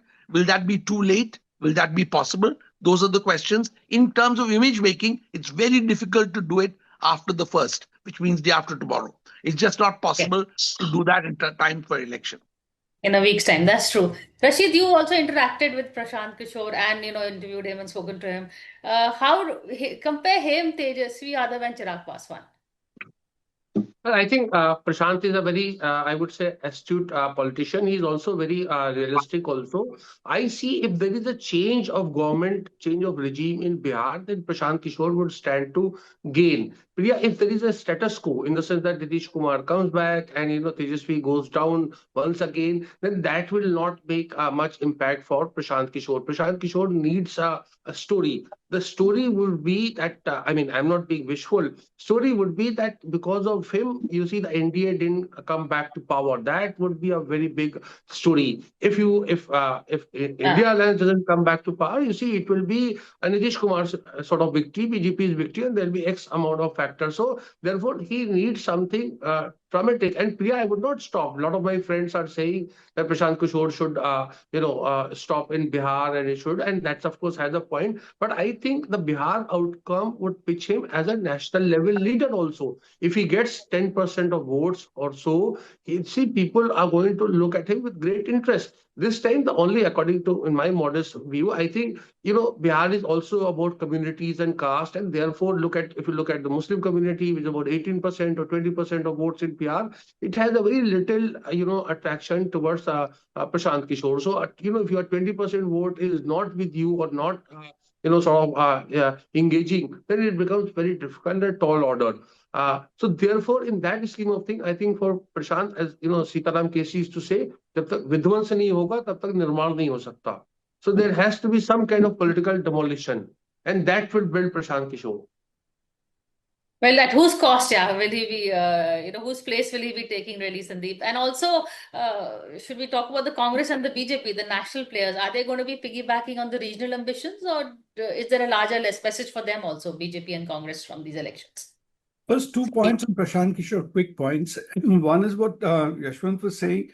Prashant himself has said in many of his interviews, including to Barkha, मैं या तो फर्श पे या I don't know what is the other word Rashid would say. अर्श पे या फर्श पे. So he said, अर्श पे या फर्श पे. Yeah, I could be even 10 seats and I'm quite happy, and then I'll stick on for the next one. That's what he has said. And to connect with Rashid's point, all of our friends have said that, Prashant has spent more money than perhaps Congress has spent in the last 3 years. So if people are betting on him, they're obviously not betting on him only for Bihar. They're looking at him further. And the last point, Yashwant's point about this restaurants is quite interesting. And I would think Prashant is exactly capable of really targeting that sort of a thing, that he knows there is an influencer community in the so-called expat or non-resident Biharis, whom he may have, just like he would have done for Modi, trying to get the NRI Indians, he may have been actually trying to do. That's where I said his tactical strengths are very high. Now, coming back to Tejusvi, we have always said that, it's kind of a make or break election for him. If he wins, then I think he is get a totally new lease of life. And he will get it, I think, not just for his youth factor. I think he's still regarded as Lalu's son.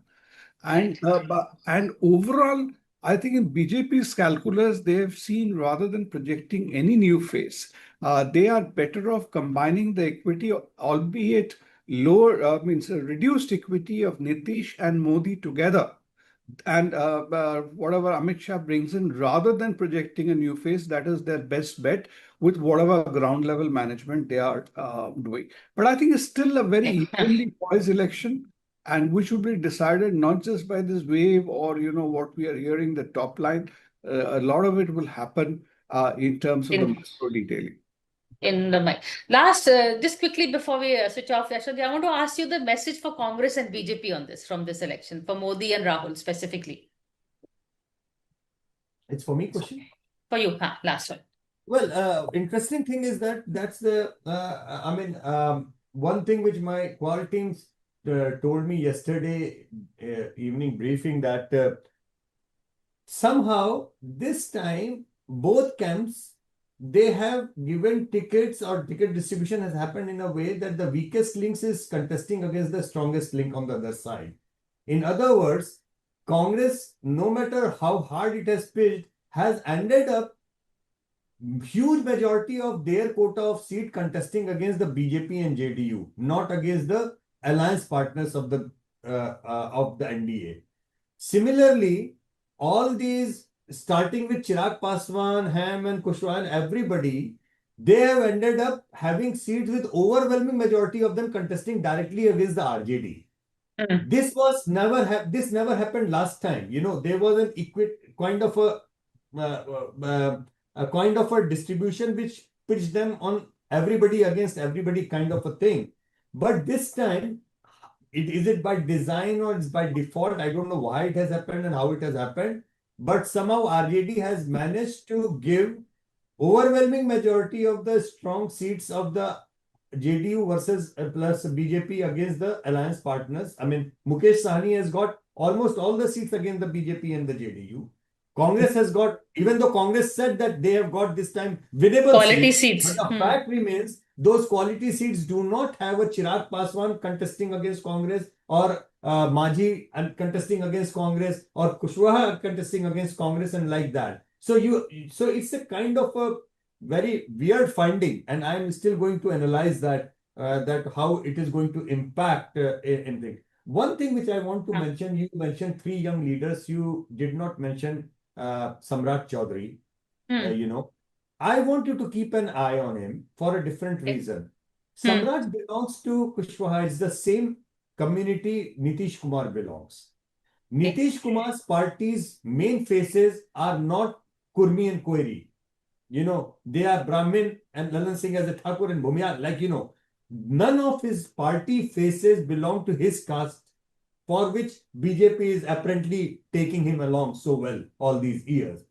BJP has deliberately put Samrat over there as the person who would probably be there for the BJP in a post-Nitish scenario in a very amicably and cordial way to get those Kurmi, Koiri, Kushwaha votes into BJP kitty. So keep an eye on Samrat Chaudhary. He is also, because of the fact I realized that huge majority of Prashant Kishore's allegations and confrontation happened against Samrat. So Prashant will not go after somebody just because he wants to go after somebody. There must be some reason that he is looking into Samrat Chaudhary's trajectory, why he is taking him. So keep an eye on him as well, because not many people talk about him, Samrat. No, good points. Thank you so much. And quickly, if anybody wants to come in for a last one-liner in terms of Rahul and Modi, I just wanted Dilip and Rashid and Sandeep. One short, quick take. One take I will just quickly give is that between the 4th of November and the 14th of November, two major leaders will have significant issues to watch for. 4th in New York, Mamdani's election, and 14th in Bihar, how Modi will watch the change in Bihar if a change does happen. True. Nice one. Rashid? I think Priya, Rahul may not be a key player, but there's a lot at stake. Bihar is a referendum. We constitutional terms, we don't have a referendum. But if Mr. Modi NDA wins, then of course it will be a huge setback for opposition. This is the best chance, and in terms of vote share and numbers and all, the opposition is in for a very close contest. So therefore, it would be a huge setback for Rahul Gandhi. And similarly, if Mr. Modi, if India loses, then I think Mr. Modi that June 4, 2024 would be back in action. Sandeep, would you agree with Rashid? I think by and large, I think this will be a setback for Modi and Amit Shah because they have hyped it up and they seem somewhat, and they understand the importance of this election. And if Indy wins, Rahul is going to encash upon it. If it loses, okay, Rahul would try to wash it off, try to put it on Tejasvi, but I think it will further dilute his equity. Okay, thank you so much for this, and it's really been a good curtain raiser, and we're going to keep watching the state of Bihar. But thank you for your findings. Thanks a lot.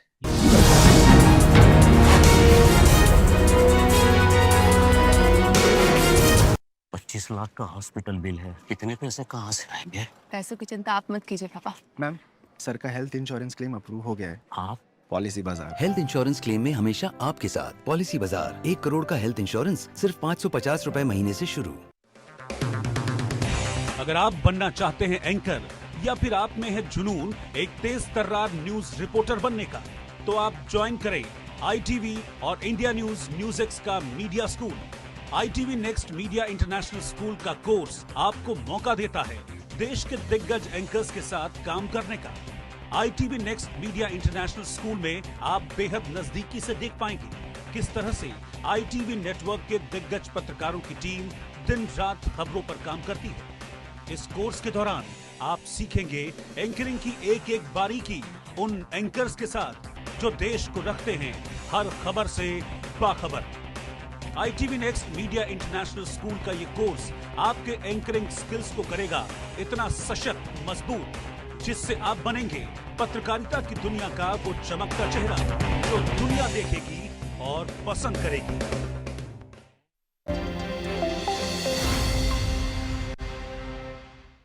Good afternoon, you're watching Newsx and I'm Shivani Singh. We're looking at the top story wherein Prime Minister Narendra Modi is in Gujarat, where he will launch projects worth rupees 9,700 crore. The Prime Minister is in the state to attend the 150th birth anniversary celebrations of Birsa Munda. He will also visit the bullet train station in Surat and review the progress of the Mumbai-Ahmedabad high-speed rail corridor, one of India's largest and most significant projects. The Prime Minister just held a roadshow in Surat as well. The Prime Minister is currently offering prayers at the Dev Mogra temple.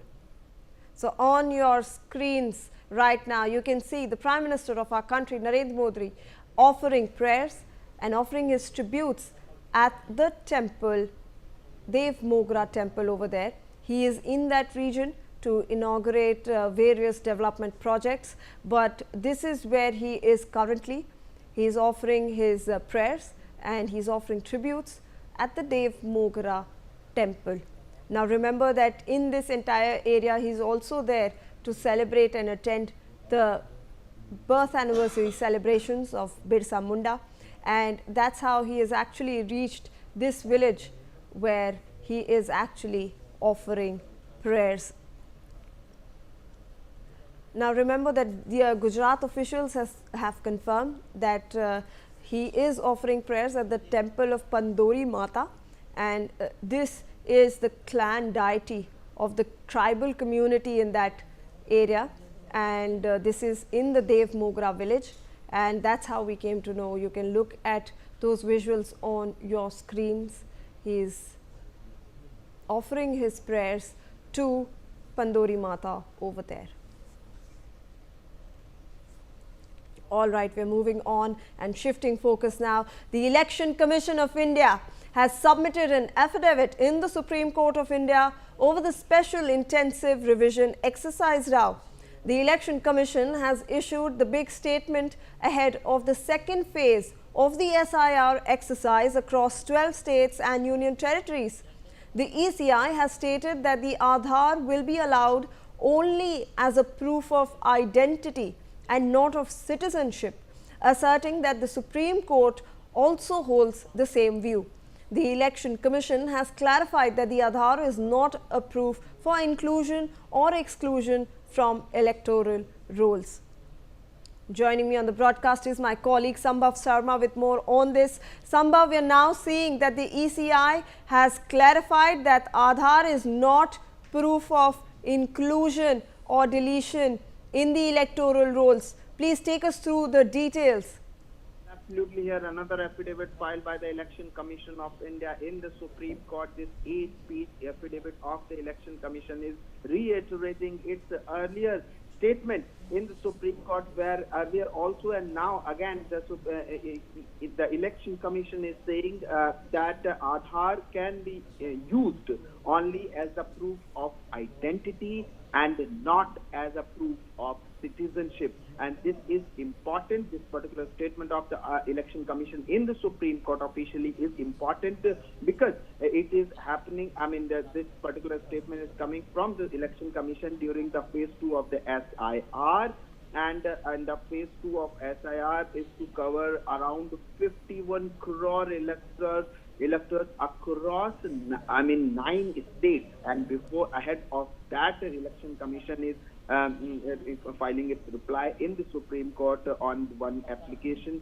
And here the Election Commission is reiterating what it said earlier, that Aadhaar is not a document for inclusion of or exclusion from the electoral roll. And also what is more important is that the ECI in its affidavit has said that Supreme Court has also hold the same a similar kind of view earlier, because the matter was before two-judge bench of the Supreme Court. The Supreme Court bench of Justice Surikant and Justice Jamala Bakshi heard this Bihar SIR matter in detail and has not stayed this particular SIR exercise in Bihar ahead of Bihar elections. Now the Bihar polls are successfully done.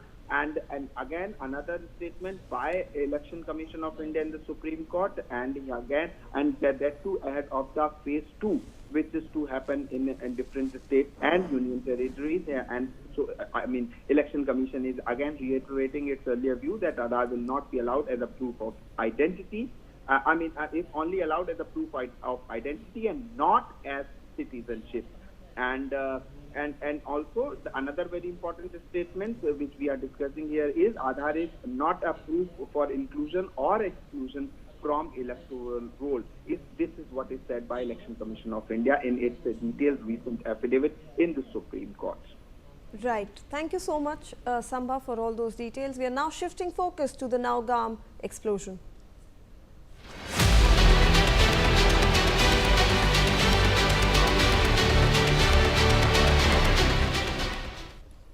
Now, fresh CCTV footage of the massive explosion in Srinagar's Nowgam Police Station have come to light. The footage shows the scale of the explosion as the big fireball blooms into the sky. The blast took place at around 11:22 p.m. last night, with 9 people confirmed to have died in the blast so far. So you can look at your screens right now. These are the fresh CCTV visuals that we have received, and look at the scale of the explosion over there. You can see that huge fireball in the distance, and that's quite a lot of distance from where the incident occurred, and it's still there is this massive fire. So this is a fresh CCTV footage that we have received of this Nowgam explosion at the police station over there.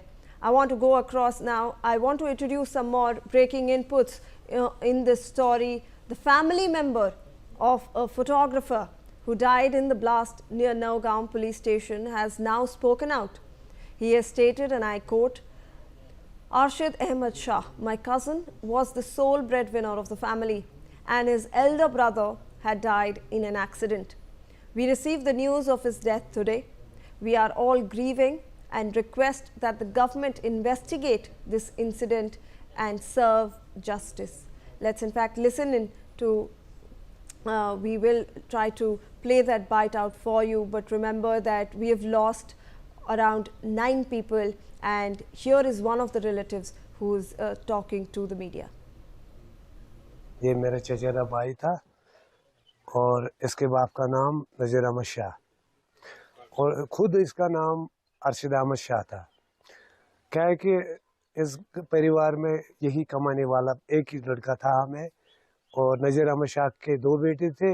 एक बेटा जो बड़ा था वो accident में मारा गया पहले, तो उसके बाद में अब ये दूसरा बेटा बेचारा नौकरी कर रहा था। नौकरी के सिलसिले में आज ये दुख भरी कहानी हमने सुनी। ये जो न्यूज़ आ गई तो पूरा गांव जो है मातम छा गए पूरे गांव में। तो अब क्या करें, हम गवर्नर से अपील करते हैं कि इसमें भरपूर ताउन करें। All right, I want to go across now to our Jammu and Kashmir Bureau Chief Ajay Jandal with more details on this. Ajay, we are receiving fresh CCTV footage of that entire explosion and we can see how massive that was. Please give us some more details on this. Yes, you rightly said, because this explosion was so loud and that can be heard in the 10 kilometer of the radius, and this CCTV footage is more than a kilometer away from that location where it was installed, and we can see that captured visuals shows that how big blow can be seen from a distance of more than a kilometer radius. That indicates that how big it was, and that is the reason that not only the police station but also the nearby accommodations that was also caused damage, and 9 people have lost their life. More than 30 people are injured, those who are fighting for their life in the hospital.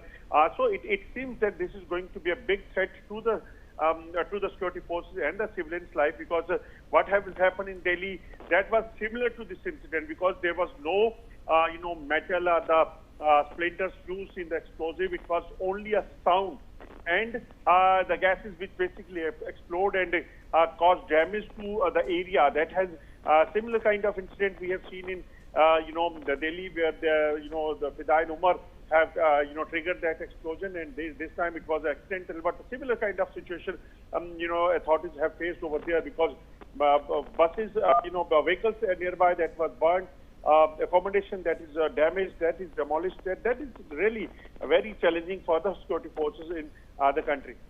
Absolutely, Ajay, and we've also been seeing how we've been hearing the relatives of those who have lost their lives in this unfortunate incident. We are seeing how they are actually coming to the media. They have said that they want a full and a thorough investigation into how this explosion actually occurred, how it could be an accidental explosion, and they want that justice should be served. We also are playing on the screens the visuals of the public over there who are trying to meet with those officials and try to figure out how this could have actually happened.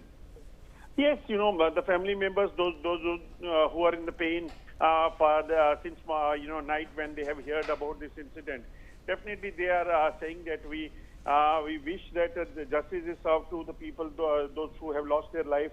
Investigation will reveal that what exactly has happened, because in the initial, some rumors were going on. This is a terror attack. Then they came to know that it was a accidental blast which took place, and explosive which was recovered from the Faridabad, that was taken to this Nowgam Police Station, and where it exploded during that FSL team was doing sampling. So that seems to be the reason that they are saying that we believe that when the investigation will take place, that will serve the justice to the people, those who have died, those who have lost their life. Absolutely, Ajay. Thank you so much for all those updates on that story. Meanwhile, Congress President Mallikarjun Kharge has made a statement addressing the accidental explosion at the police station in Nowgam, Jammu and Kashmir. Kharge has expressed his condolences to the families of those who have lost their loved ones in the accident.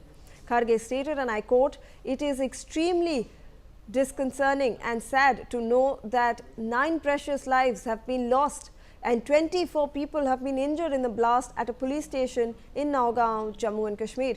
My deepest condolences to the families of those who have lost their loved ones. The injured must be treated with prompt medical supervision, and advocate compensation must be provided to the victims. These developments come days after the cowardly car bomb terror attack near the Red Fort in Delhi and are a wake-up call for the Union government to strengthen intelligence and anti-terror mechanisms.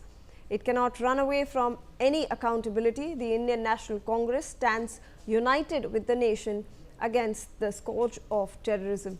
In light of the recent Red Fort terror attack, there is an urgent need to convene an all-party meeting to discuss the growing threat of terrorism, which continues to receive backing and support from external forces. Joining me on the broadcast is my colleague Anand Singh with more on this. Anand, we are now seeing that Mallikarjun Kharge is rather seeking an all-party meeting so that things could be chalked out regarding anti-terror operations. Yes, Shivani, look, the way in which last night there was a tragic blast in Jammu and Kashmir. So clearly, Mallikarjun Kharge, who is also the Congress party president and leader of opposition in Rajya Sabha, he mentioned that how he was extremely saddened to know that 9 people's lives have been lost and 24 people have been injured in a police station in Nowgam, Jammu and Kashmir.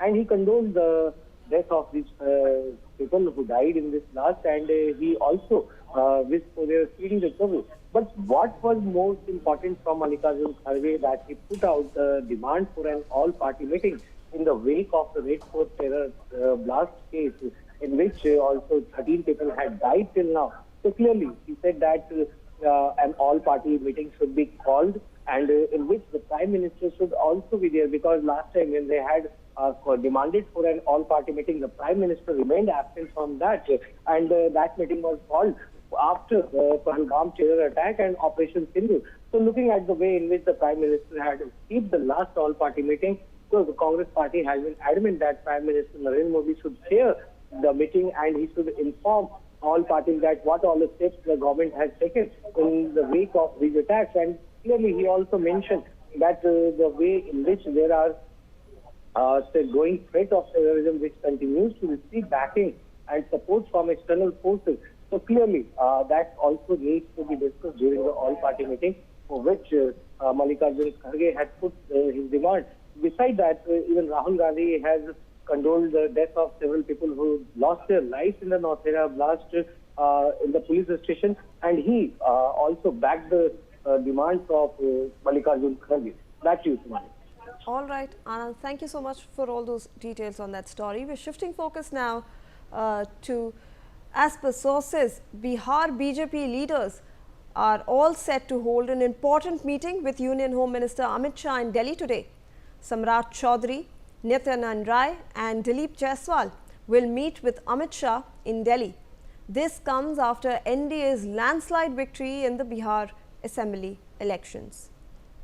So clearly we are now seeing that the NDA actually received a thumping majority in the Bihar elections. We had the results yesterday, and it received an overwhelming response in terms of the votes that it received. And now with this majority, we are going to see that a new meeting will be held. Joining me on the broadcast is my colleague Sanjay Sharma with more details on this. Sanjay, we are now getting to know that BJP के बिहार के जो मंत्री हैं वो अमित शाह जी से मिलने आएंगे Delhi. Obviously ये सब डिस्कस करेंगे कि अब गवर्नमेंट फॉर्मेशन कैसे होंगे, कौन से मिनिस्टर्स डिसाइड होंगे, but please do help us understand और हमें ये डिटेल्स दीजिए कि क्या क्या डिस्कस हो सकता है. देखिए, बिहार में जबरदस्त प्रचंड जीत के बाद में अब एनडीए की सरकार वहां पर फिर से बनने जा रही है, तो चेहरा फिर से मुख्यमंत्री पद के लिए नीतीश कुमार ही होंगे, ये बात लगभग तय है. लेकिन सरकार का फॉर्मेशन कैसा होगा, क्योंकि एनडीए के जितने अलाइज हैं, चाहे बीजेपी हो, जेडीयू हो, चाहे लोक जनशक्ति पार्टी हो, हम पार्टी हो, चाहे उपेंद्र कुशवाहा की पार्टी हो, तो सभी को मंत्रिमंडल में स्थान चाहिए. और साथ ही साथ बीजेपी चाहेगी कि अगर पीएम नीतीश कुमार बनते हैं तो फिर 2 डिप्टी सीएम बीजेपी अपने पास रखना चाहेगी. तो 2 डिप्टी सीएम कौन कौन होंगे? पिछली बार सम्राट चौधरी से साथ ही साथ विजय सिन्हा भी थे, लेकिन इस बार क्या दोनों को रिपीट किया जाएगा या या बीजेपी अपने 2 डिप्टी सीएम के चेहरे बदल सकती है, और मंत्री पद के नामों पर भी क्या बदलाव होगा, कौन कौन नए मंत्री बनेंगे, उसको लेकर के आप कह सकते हैं कि एक तरह से इनफॉर्मल चर्चा होगी।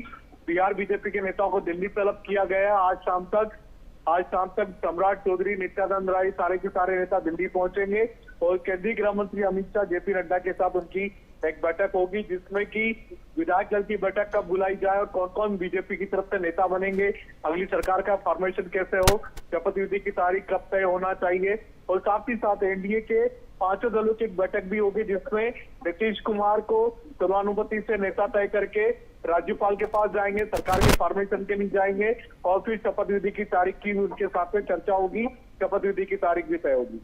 जी बिल्कुल, धन्यवाद आपका संजय, हमें इतनी सारी जानकारी देने के लिए। The Bharatiya Janata Party has now taken a jibe at the RJD following their landslide win over the rival party in the Bihar Assembly elections. Sharing the final seat tally from the polls, where BJP stands at 89 and JDU at 85, while RJD managed to win only 25 seats. The BJP stated that the RJD's new slogan seems to be 25 seats in 2025, finished by 2030.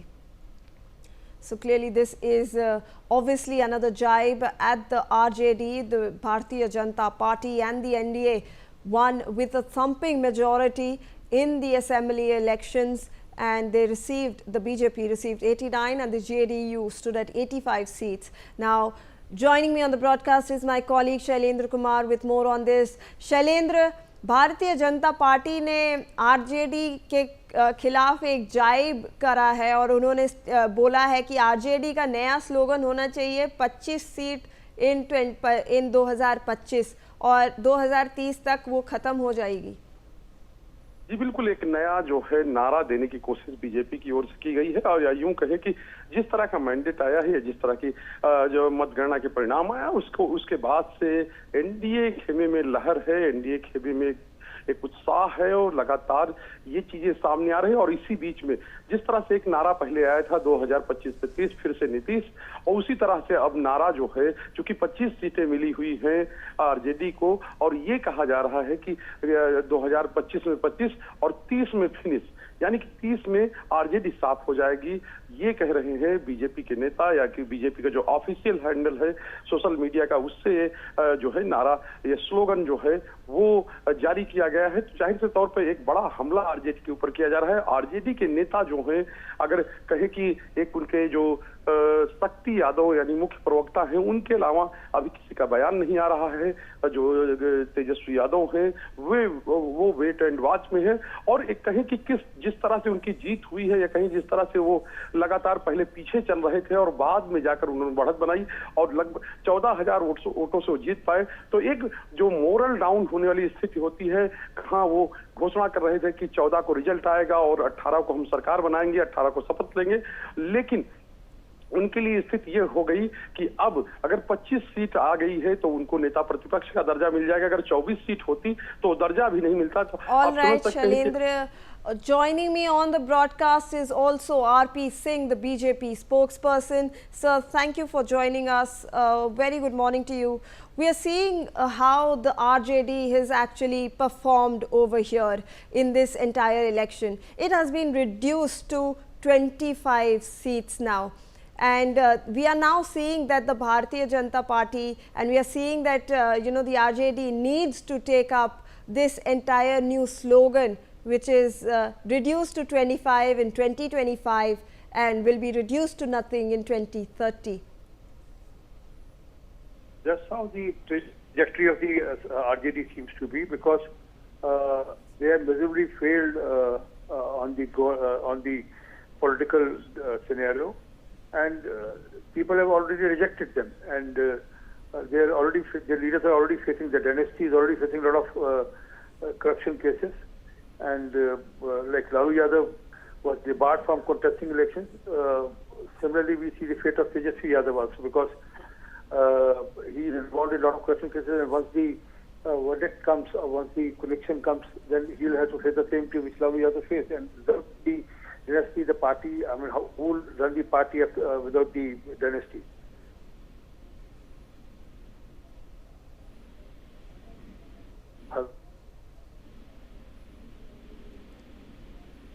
Sir, I believe there is some connection issue. However, I'm also joined by Ijaz Ahmad of the RJD. So thank you for joining us on this broadcast. A very good morning to you. We want to understand, the RJD has a, all right, we'll try to reconnect over there with Ijaz Ahmad, but I beg your pardon. However, we were discussing how the RJD actually has now been reduced to only 25 seats, and that's a very abysmal number, because when we look at the elections in 2020, it had a fair bit of number. It was emerging to be one of the largest, single largest parties in the state. However, now we are seeing that it has been reduced to only 25 states. It will be difficult for them to also take up. All right, we seem to be shifting our focus now.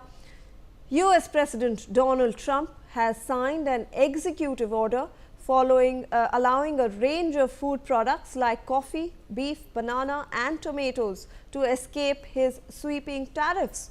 The move comes as his administration faces mounting pressure over rising prices. These goods, the Trump administration has said, cannot be produced in sufficient quantities domestically. Trump has argued that the taxes are necessary to reduce the US trade deficit.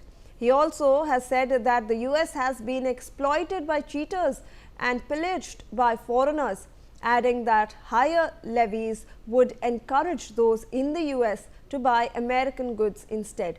But grocery costs and the soaring price of beef has become a political issue for Trump.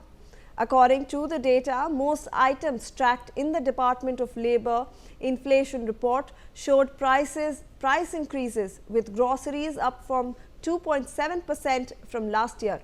And the Trump administration's new tariff exemptions for food products has taken effect. Joining me on the broadcast is senior economist Dr. Sharat Kohli, with who will be able to provide an insight into what this actually means. Dr. Kohli, thank you for joining us. We want to understand how this entire tariff game now is changing. We have been seeing that he had been very vocal and very stern on implementing all kinds of tariff, and now we are seeing that he is seeing the effects on the American economy. The inflation prices are rising, and that's how he's been asked now to change his stance. Good afternoon, Shivani, to you and the Newsx viewers. I think this is a policy of convenience, that tweak it when you want, tweak it when you don't want.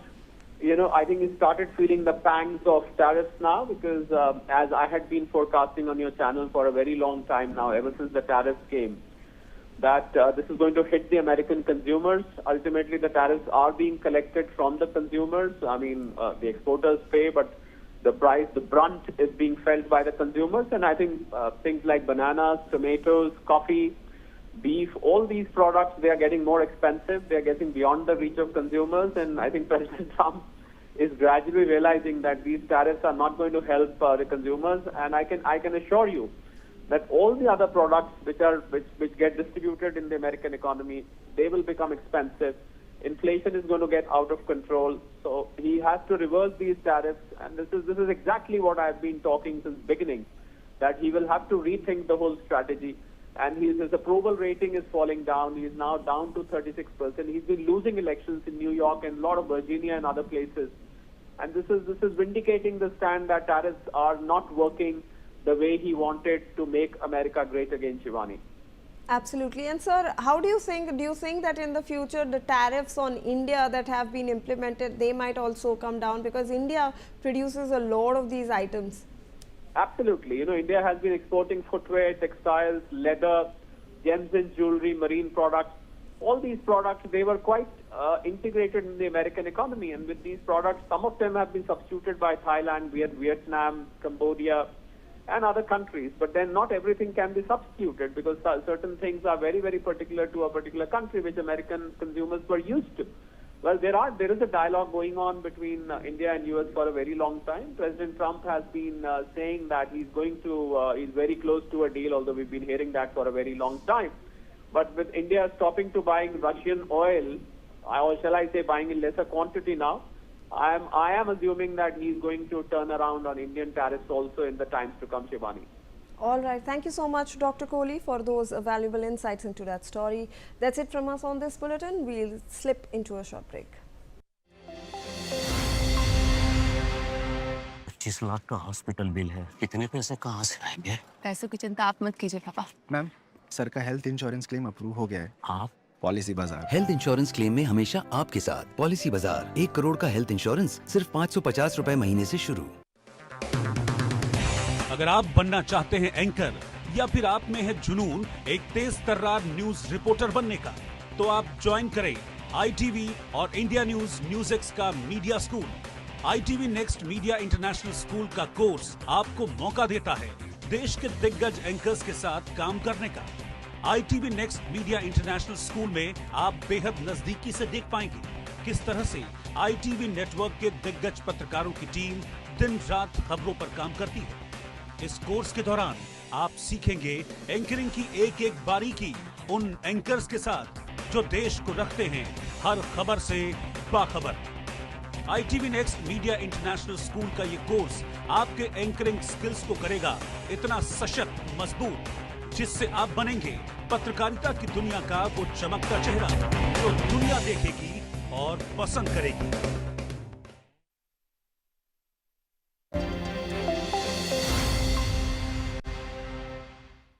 Good afternoon, you're watching Newsx and I'm Shivani Singh. We're looking at the top story wherein Prime Minister Narendra Modi is in Gujarat, where he will launch projects worth rupees 9,700 crore. The Prime Minister is in the state to attend the 150th birth anniversary celebrations of Birsa Munda. He will also visit the bullet train station in Surat and review the progress of the Mumbai-Ahmedabad high-speed rail corridor, one of India's largest and most significant projects. The Prime Minister just held a roadshow in Surat as well. The Prime Minister is currently offering prayers at the Dev Mogra temple. So on your screens right now, you can see the Prime Minister of our country, Narendra Modi, offering prayers and offering his tributes at the temple, Dev Mogra temple over there. He is in that region to inaugurate various development projects, but this is where he is currently. He is offering his prayers and he is offering tributes at the Dev Mogra temple. Now remember that in this entire area he is also there to celebrate and attend the birth anniversary celebrations of Birsa Munda, and that's how he has actually reached this village where he is actually offering prayers.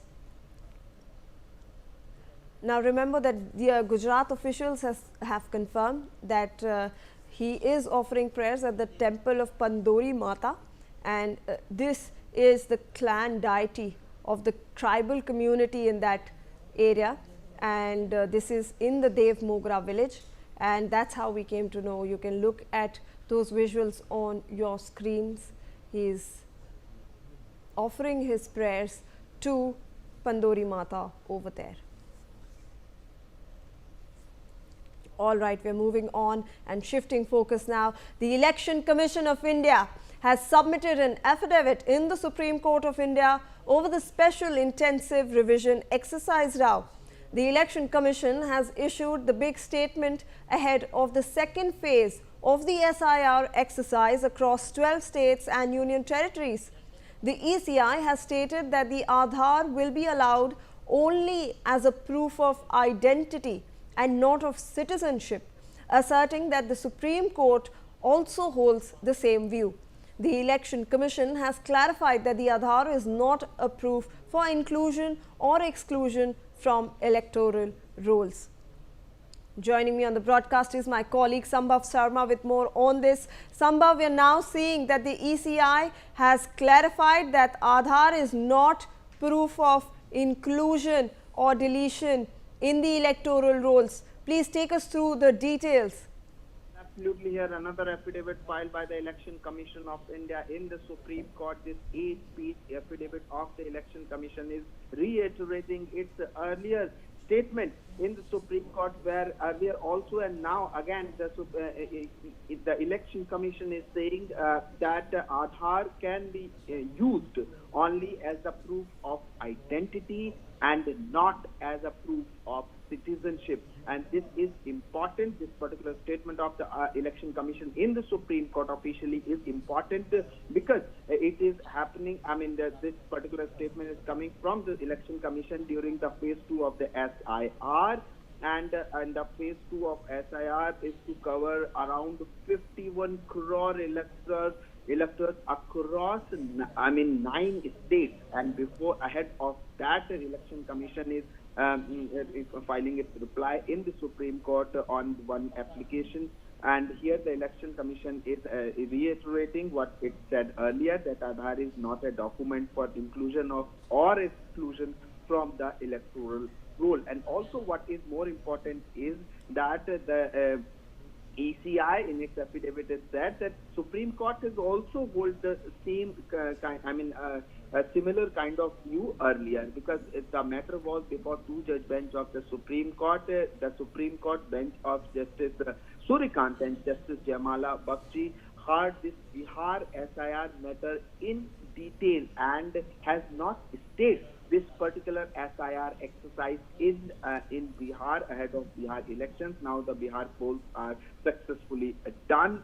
And again another statement by Election Commission of India in the Supreme Court, and that too ahead of the phase 2, which is to happen in different states and union territories. And so Election Commission is again reiterating its earlier view that Aadhaar will not be allowed as a proof of identity. It's only allowed as a proof of identity and not as citizenship. And also another very important statement which we are discussing here is Aadhaar is not a proof for inclusion or exclusion from electoral roll. This is what is said by Election Commission of India in its detailed recent affidavit in the Supreme Court. Right. Thank you so much, Samba, for all those details. We are now shifting focus to the Nowgam explosion.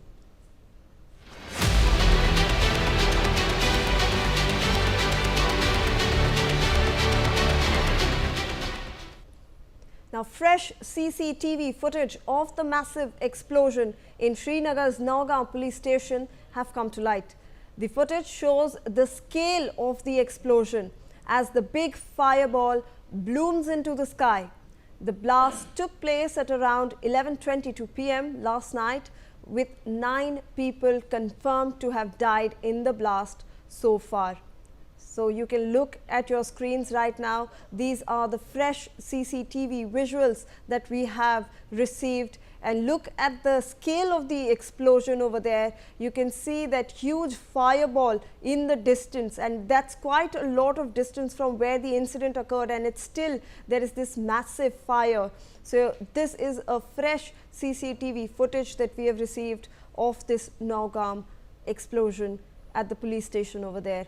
I want to go across now. I want to introduce some more breaking inputs in this story. The family member of a photographer who died in the blast near Nowgam Police Station has now spoken out. He has stated, and I quote, "Arshid Ahmed Shah, my cousin, was the sole breadwinner of the family, and his elder brother had died in an accident. We received the news of his death today.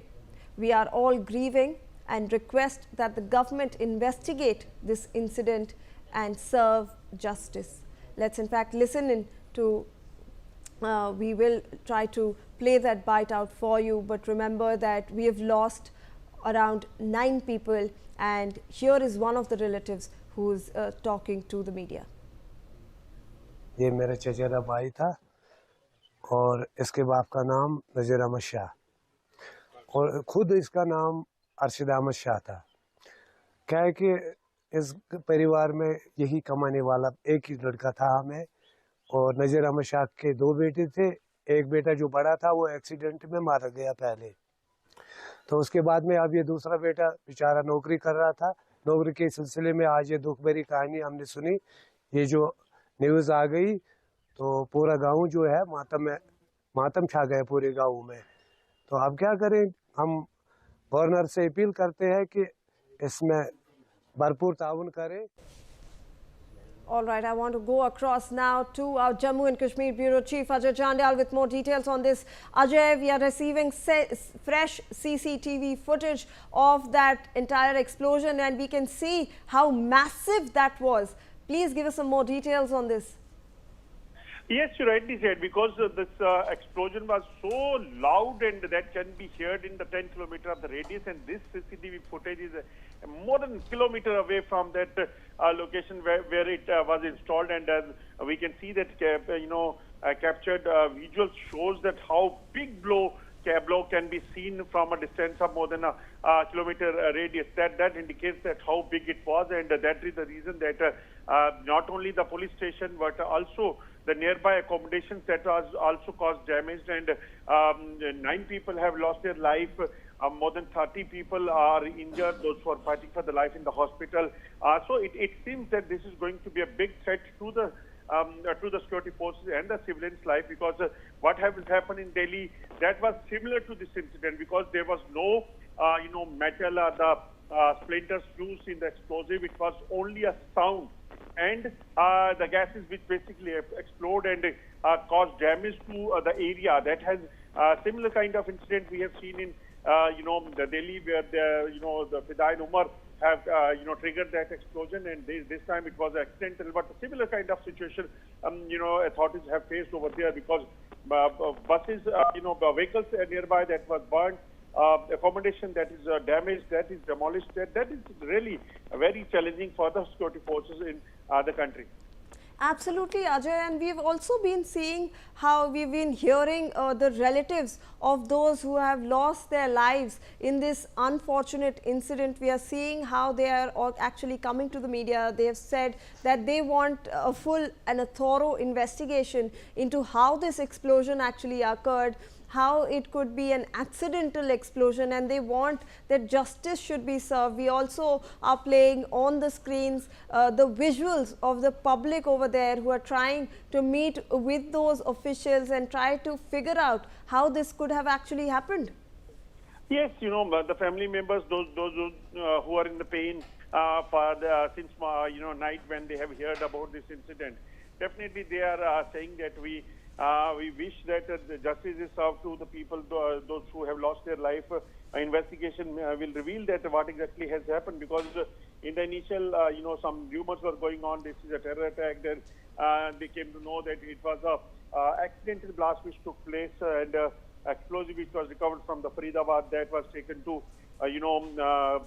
this Nowgam Police Station, and where it exploded during that FSL team was doing sampling. So that seems to be the reason that they are saying that we believe that when the investigation will take place, that will serve the justice to the people, those who have died, those who have lost their life. Absolutely, Ajay. Thank you so much for all those updates on that story. Meanwhile, Congress President Mallikarjun Kharge has made a statement addressing the accidental explosion at the police station in Nowgam, Jammu and Kashmir. Kharge has expressed his condolences to the families of those who have lost their loved ones in the accident. Kharge stated, and I quote, "It is extremely disconcerting and sad to know that 9 precious lives have been lost and 24 people have been injured in the blast at a police station in Nowgam, Jammu and Kashmir. My deepest condolences to the families of those who have lost their loved ones. The injured must be treated with prompt medical supervision, and adequate compensation must be provided to the victims." These developments come days after the cowardly car bomb terror attack near the Red Fort in Delhi, and are a wake-up call for the Union government to strengthen intelligence and anti-terror mechanisms.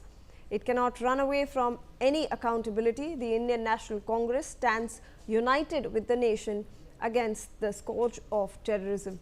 In light of the recent Red Fort terror attack, there is an urgent need to convene an all-party meeting to discuss the growing threat of terrorism, which continues to receive backing and support from external forces.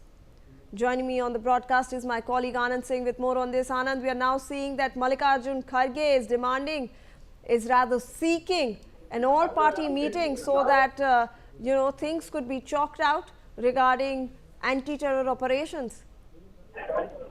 Shivani, look, the way in which last night there was a tragic blast in Jammu and Kashmir. So clearly, Mallikarjun Kharge, who is also the Congress party president and leader of opposition in Rajya Sabha, he mentioned that how he was extremely saddened to know that 9 people's lives have been lost and 24 people have been injured in a police station in Nowgam, Jammu and Kashmir. And he condoled the death of these people who died in this blast, and he also wished for their speedy recovery. But what was most important from Mallikarjun Kharge, that he put out the demand for an all-party meeting in the wake of the Red Fort terror blast case, in which also 13 people had died till now.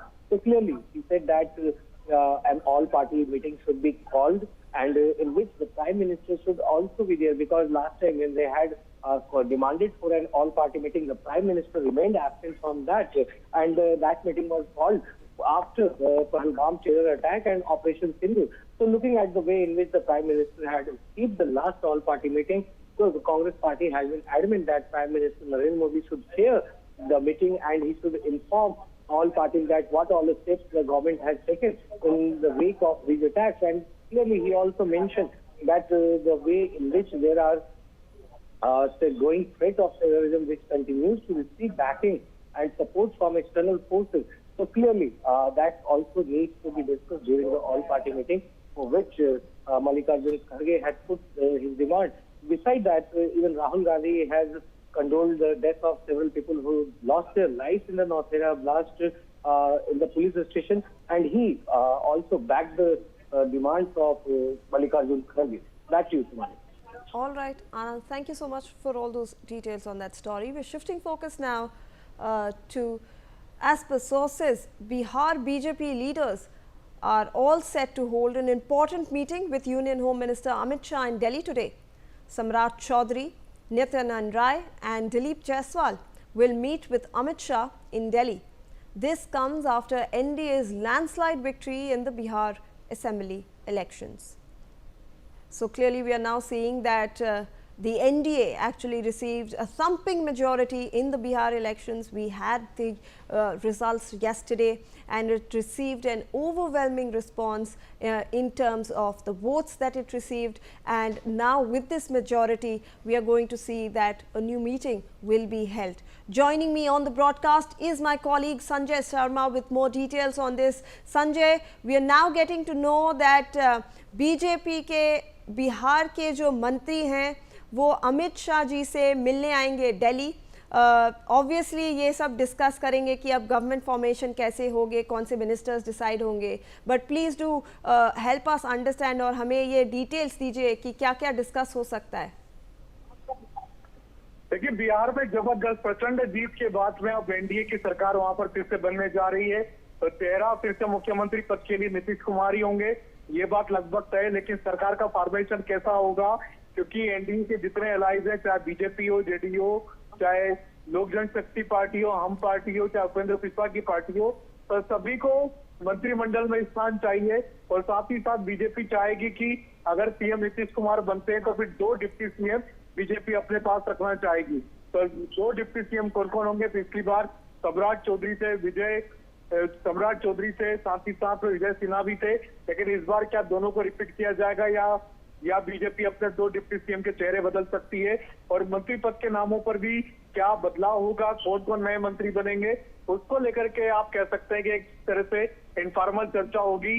Bihar BJP के नेताओं को दिल्ली तलब किया गया है. आज शाम तक सम्राट चौधरी, नित्यानंद राय, सारे के सारे नेता दिल्ली पहुंचेंगे और केंद्रीय गृह मंत्री अमित शाह, जेपी नड्डा के साथ उनकी एक बैठक होगी, जिसमें कि विधायक दल की बैठक कब बुलाई जाए और कौन कौन बीजेपी की तरफ से नेता बनेंगे, अगली सरकार का फॉर्मेशन कैसे हो, शपथ विधि की तारीख कब तय होना चाहिए. और साथ ही साथ एनडीए के 5 दलों की एक बैठक भी होगी, जिसमें नीतीश कुमार को सर्वानुमति से नेता तय करके राज्यपाल के पास जाएंगे, सरकार के फॉर्मेशन के लिए जाएंगे और फिर शपथ विधि की तारीख की उनके साथ में चर्चा होगी, शपथ विधि की तारीख भी तय होगी. जी बिल्कुल, धन्यवाद आपका संजय, हमें इतनी सारी जानकारी देने के लिए. The Bharatiya Janata Party has now taken a jibe at the RJD following their landslide win over the rival party in the Bihar Assembly elections. sharing the final seat tally from the polls, where BJP stands at 89 and JDU at 85, while RJD managed to win only 25 seats. The BJP stated that the RJD's new slogan seems to be 25 seats in 2025, finished by 2030. So clearly this is obviously another jibe at the RJD. The Bharatiya Janata Party and the NDA won with a thumping majority in the assembly elections, and they received, the BJP received 89 and the JDU stood at 85 seats. Now, joining me on the broadcast is my colleague Shailendra Kumar with more on this. Shailendra, भारतीय Janata party ने RJD के खिलाफ एक जाइब करा है और उन्होंने बोला है कि आरजेडी का नया स्लोगन होना चाहिए 25 सीट इन 2025 और 2030 तक वो खत्म हो जाएगी। जी बिल्कुल, एक नया जो है नारा देने की कोशिश बीजेपी की ओर से की गई है और यूं कहे कि जिस तरह का मैंडेट आया है, जिस तरह की जो मतगणना के परिणाम आया उसके बाद से एनडीए खेमे में लहर है, एनडीए खेमे में एक उत्साह है और लगातार ये चीजें सामने आ रही है। और इसी बीच में जिस तरह से एक नारा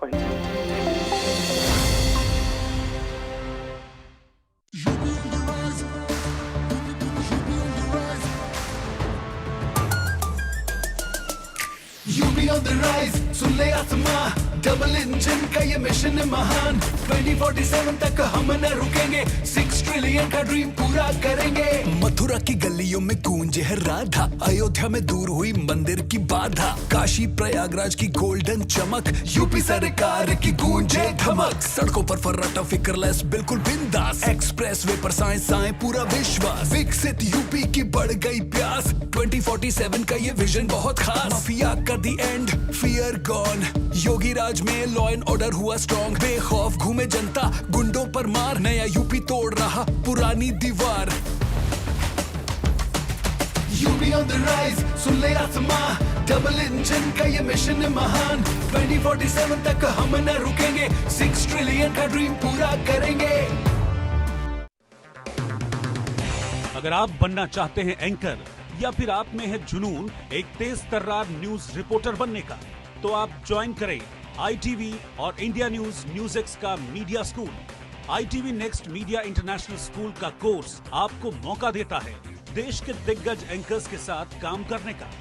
ITV next media international school में आप बेहद नजदीकी से देख पाएंगे किस तरह से ITV नेटवर्क के दिग्गज पत्रकारों की टीम दिन रात खबरों पर काम करती है। इस कोर्स के दौरान आप सीखेंगे एंकरिंग की एक एक बारीकी उन एंकर्स के साथ जो देश को रखते हैं हर खबर से बाखबर। ITV next media international school का ये कोर्स आपके एंकरिंग स्किल्स को करेगा इतना सशक्त, मजबूत, जिससे आप बनेंगे पत्रकारिता की दुनिया का वो चमकता चेहरा जो दुनिया देखेगी और पसंद करेगी। अगर आप बनना चाहते हैं एंकर या फिर आप में है जुनून एक तेज तर्रार न्यूज रिपोर्टर बनने का, तो आप ज्वाइन करें ITV और इंडिया न्यूज न्यूज़ का media school. ITV next media international school का कोर्स आपको मौका देता है देश के दिग्गज एंकर्स के साथ काम करने का। ITV next media international school में आप बेहद नजदीकी से देख पाएंगे किस तरह से ITV नेटवर्क के दिग्गज पत्रकारों की टीम दिन रात खबरों पर काम करती है। इस कोर्स के दौरान आप सीखेंगे एंकरिंग की एक एक बारीकी उन एंकर्स के साथ जो देश को रखते हैं हर खबर से बाखबर। ITV next media international school का ये कोर्स आपके एंकरिंग स्किल्स को करेगा इतना सशक्त, मजबूत, जिससे आप बनेंगे पत्रकारिता की दुनिया का वो चमकता चेहरा जो दुनिया देखेगी और पसंद करेगी। अगर आप बनना चाहते हैं एंकर या फिर आप में है जुनून एक तेज तर्रार न्यूज रिपोर्टर बनने का, तो आप ज्वाइन करें ITV और इंडिया न्यूज न्यूज़ का media school. ITV next media international school का कोर्स आपको मौका देता है देश के दिग्गज एंकर्स के साथ काम करने का। ITV next media international school में आप बेहद नजदीकी से देख पाएंगे किस तरह से ITV नेटवर्क के दिग्गज पत्रकारों की टीम दिन रात खबरों पर काम करती है। इस कोर्स के दौरान आप सीखेंगे एंकरिंग की एक एक बारीकी उन एंकर्स के साथ जो देश को रखते हैं हर खबर से बाखबर। ITV next media international school का ये कोर्स आपके एंकरिंग स्किल्स को करेगा इतना सशक्त, मजबूत, जिससे आप बनेंगे पत्रकारिता की दुनिया का वो चमकता चेहरा जो दुनिया देखेगी और पसंद करेगी। अगर आप बनना चाहते हैं एंकर या फिर आप में है जुनून एक तेज तर्रार न्यूज रिपोर्टर बनने का, तो आप ज्वाइन करें ITV और इंडिया न्यूज Newsx का media school. ITV next media international school का कोर्स आपको मौका देता है देश के दिग्गज एंकर्स के साथ काम करने का। ITV next media international school में आप बेहद नजदीकी से देख पाएंगे किस तरह से ITV नेटवर्क के दिग्गज पत्रकारों की टीम दिन रात खबरों पर काम करती है। इस कोर्स के दौरान आप सीखेंगे एंकरिंग की एक एक बारीकी उन एंकर्स के साथ जो देश को रखते हैं हर खबर से बाखबर। ITV next media international school का ये कोर्स आपके एंकरिंग स्किल्स को करेगा इतना सशक्त, मजबूत, जिससे आप बनेंगे पत्रकारिता की दुनिया का वो चमकता चेहरा जो दुनिया देखेगी और पसंद करेगी। अगर आप बनना चाहते हैं एंकर या फिर आप में है जुनून एक तेज तर्रार न्यूज रिपोर्टर बनने का, तो आप ज्वाइन करें ITV और इंडिया न्यूज Newsx का media school. ITV next media international school का कोर्स आपको मौका देता है देश के दिग्गज एंकर्स के साथ काम करने का। ITV next media international school में आप बेहद नजदीकी से देख पाएंगे किस तरह से ITV नेटवर्क के दिग्गज पत्रकारों की टीम दिन रात खबरों पर काम करती है। इस कोर्स के दौरान आप सीखेंगे एंकरिंग की एक एक बारीकी उन एंकर्स के साथ जो देश को रखते हैं हर खबर से बाखबर। ITV next media international school का ये कोर्स आपके एंकरिंग स्किल्स को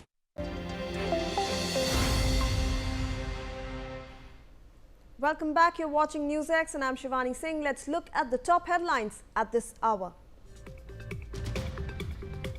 9 people have died with 32 others injured after a massive blast in Srinagar's Nowgam Police Station.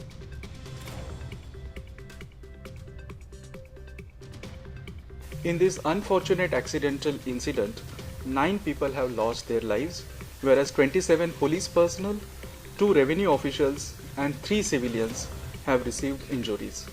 Injured were immediately rushed to the medical care and attention. Ministry of Home Affairs confirms accidental blast of 360 kgs of ammonium nitrate seized from Faridabad in Srinagar's Nowgam.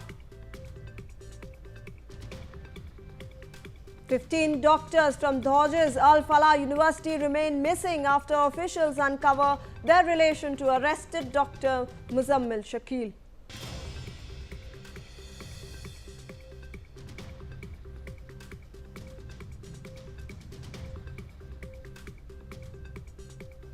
Sources to Newsx have stated that a security agency team has arrested a Dr. Rais Ahmad in Pathankot. The doctor worked at Al Falah University and was in contact with Dr. Umar, the main accused in the Delhi blast. Following the NDA's landslide victory in the assembly elections, Bihar BJP leaders are all set to hold a key meeting with Union Home Minister Amit Shah in Delhi today. Samrat Chaudhary, Nityanand Rai and Dilip Jaiswal to be present. External Affairs Minister S. Jaishankar is all set to meet with his Russian counterpart Sergei Lavrov in Moscow on November 17th. EAM Jaishankar will be in Moscow for the SCO Heads of State Council meeting from November 17th to 18th.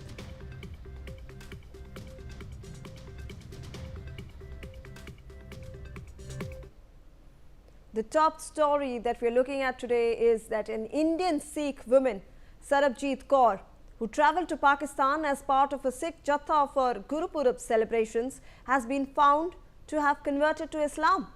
Kaur had travelled to Pakistan under a bilateral pilgrimage arrangement. She went missing during the visit and did not return with the group on November 13th. Now, a Nikahnama has emerged, indicating that Kaur had taken the name of Noor Hussain and had married a Pakistani man, Nasir Hussain, in Sheikhpura. Kaur's disappearance has raised concerns within India's security establishment, which believes the case reflects a recurring pattern of pilgrim recruitment allegedly linked to Pakistan's intelligence network. Joining me on the broadcast is my colleague Ajay Jandyal with more details on this. Ajay, there is this new case that has come to light of Sarabjit Kaur. This woman's, we have reportedly a nikahnama that states that she has converted to Islam and now over there is also married to a resident. This is a case of a pilgrim recruitment that is supposedly run by the Pakistani intelligence networks. What more details could you share with us?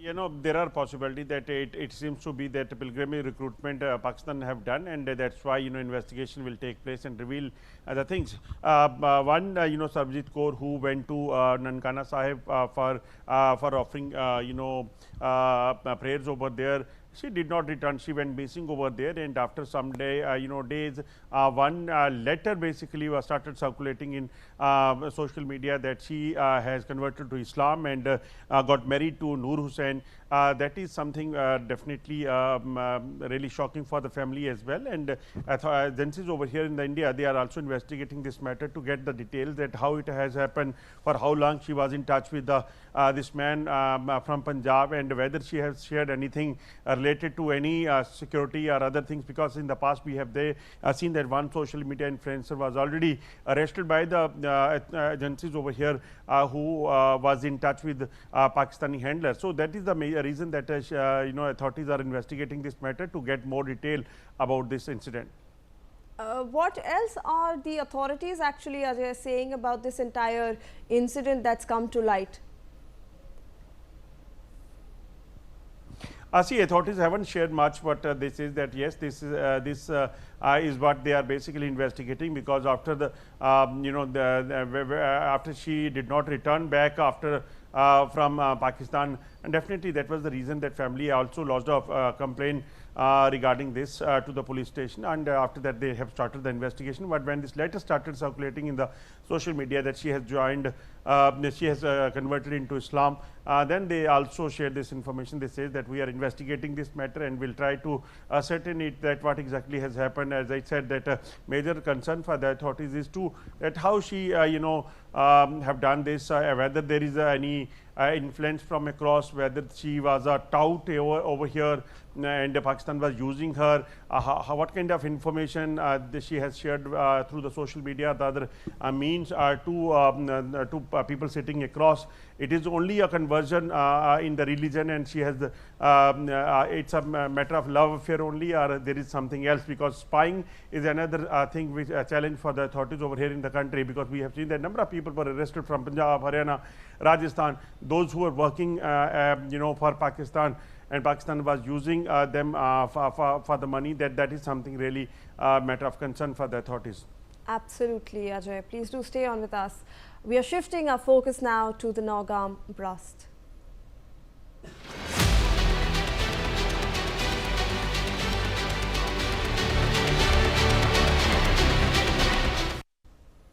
The family members of Muhammad Shafi Pari have broken down in tears.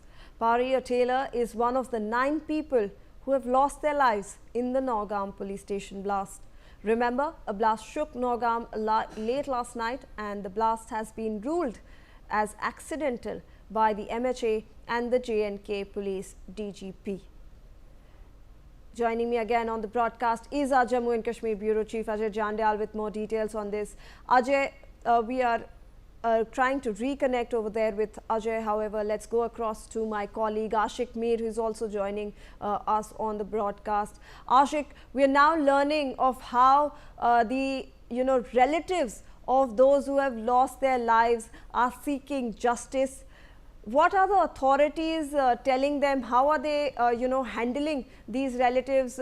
Because 9 innocent lives have been lost. The authorities have stated that this was an accidental explosion, but we have lost 9 lives. And that's how these relatives are actually coming and asking the authorities about what next, how the investigation should be fair and thorough.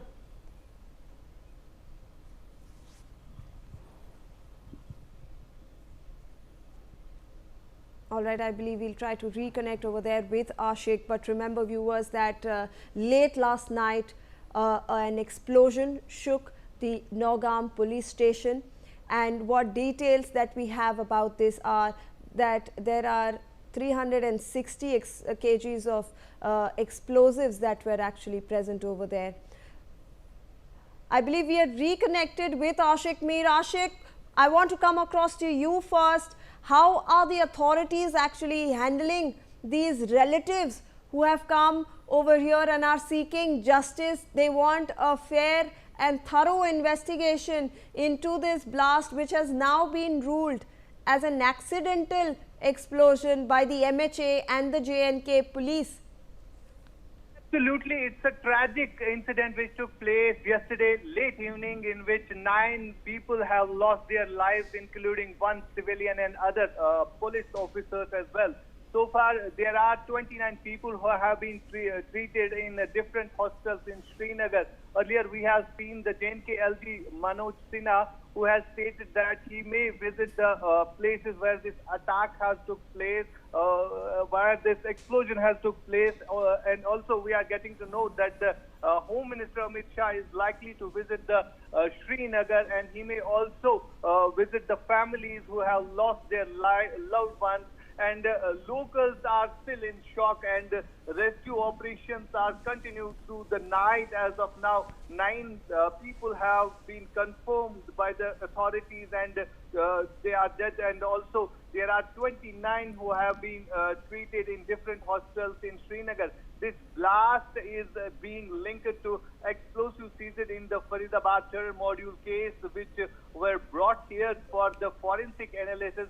A high-level probe is being ordered, and also we are getting to know that the J&K LG Manoj Sinha is also likely to visit the hospital where the injured people are being treated. And earlier we have seen the J&K DGP Nilin Prabhat has addressed a press conference in which he has stated that this was an accidental explosion which occurred in the local police station in Srinagar's Nowgam, where the ammonium nitrate was stored, and we have lost a couple of soldiers, including some of the locals as well. They have also said that he has also said that the damage which has been occurred in the police station as well as the residential houses, and they are looking for this, and the investigation is still on.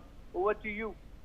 Absolutely, Ashik. Please do stay on with us. We have some more breaking inputs on this story. Leader of opposition and Congress MP Rahul Gandhi has expressed his condolences over the loss of lives in the Nowgam blast case. Taking to social media platform X, Gandhi said that the explosion is extremely heartbreaking and concerning. He also said that he pays his humble tributes to those who lost their lives in this incident. So, Ashik, obviously we are seeing a lot of condolences being poured in, but what I want to understand is we have the opposition here now seeking an all-party meet, because this all seems to be linked to the Faridabad case. This 360 kg of explosives was also seized in Faridabad, then it was transported over there, and while forensic examination was going on, this accident actually occurred, and that's why there is a lot of hue and cry over this entire incident. Well, absolutely. It's a tragic incident which took place, and every politician, including the opposition leaders, are condemning it.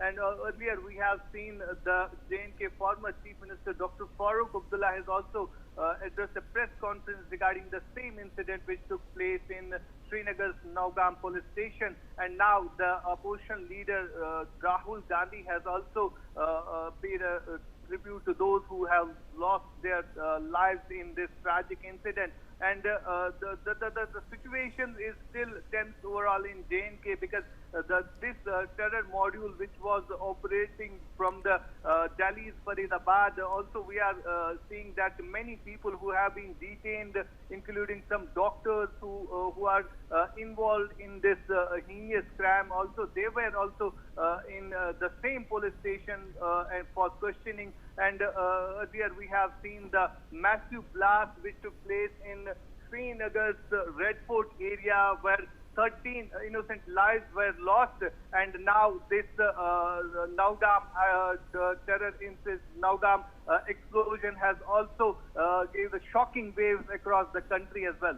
Absolutely, Ashik. Thank you so much for all those details. I also want to go across to my colleague Arzu Seth, who's also joining us on this broadcast. Arzu, we were just talking about how the Congress leader Rahul Gandhi has now put out a statement. He's, poured out his heartfelt condolences to the victims who lost their lives in this accidental explosion. But we saw a member of his party seeking an all-party meet over this entire issue as well. Well, definitely, Rahul Gandhi has tweeted and said that the explosion at the Nowgam Police Station in Jammu and Kashmir, which resulted in the death of several security personnel and injuries to many others, is extremely heartbreaking and concerning. Also, he wrote that reports indicate that this horrific accident occurred during the investigation of explosive linked to the Red Fort attack. Also, I pay humble tribute to the martyrs and hope for the swift recovery of those injured. So definitely there is a grief, there is a severe concern what has happened, in which the 9 people have lost their life and several others sustained injuries after an explosion at the Nowgam Police Station in the outskirts of Srinagar. So definitely there is a blast that took place when the police and forensic team officials were extracting samples from a massive ache of explosive recently seized in connection with the white-collar terror module case. Yes. Absolutely, Arzu. Thank you so much for all those details on that story. We're shifting our focus now to the Delhi Red Fort blast case.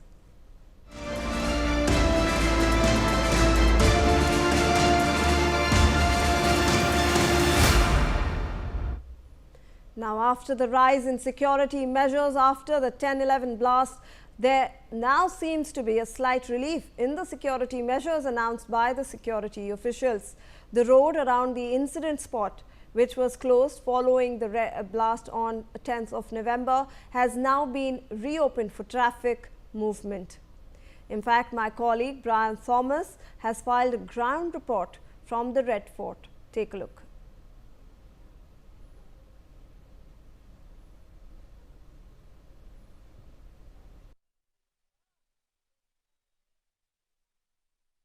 Well, we are at Red Fort, and yes, Red Fort is undergoing a heavy security check. Heavy barricading were in place, and right now the barricading restrictions are being lifted slowly and steadily. What we're getting to know as well, the entire barricading that has been done yesterday, where the media was stopped, until that lane that has been completely open now for the media to enter.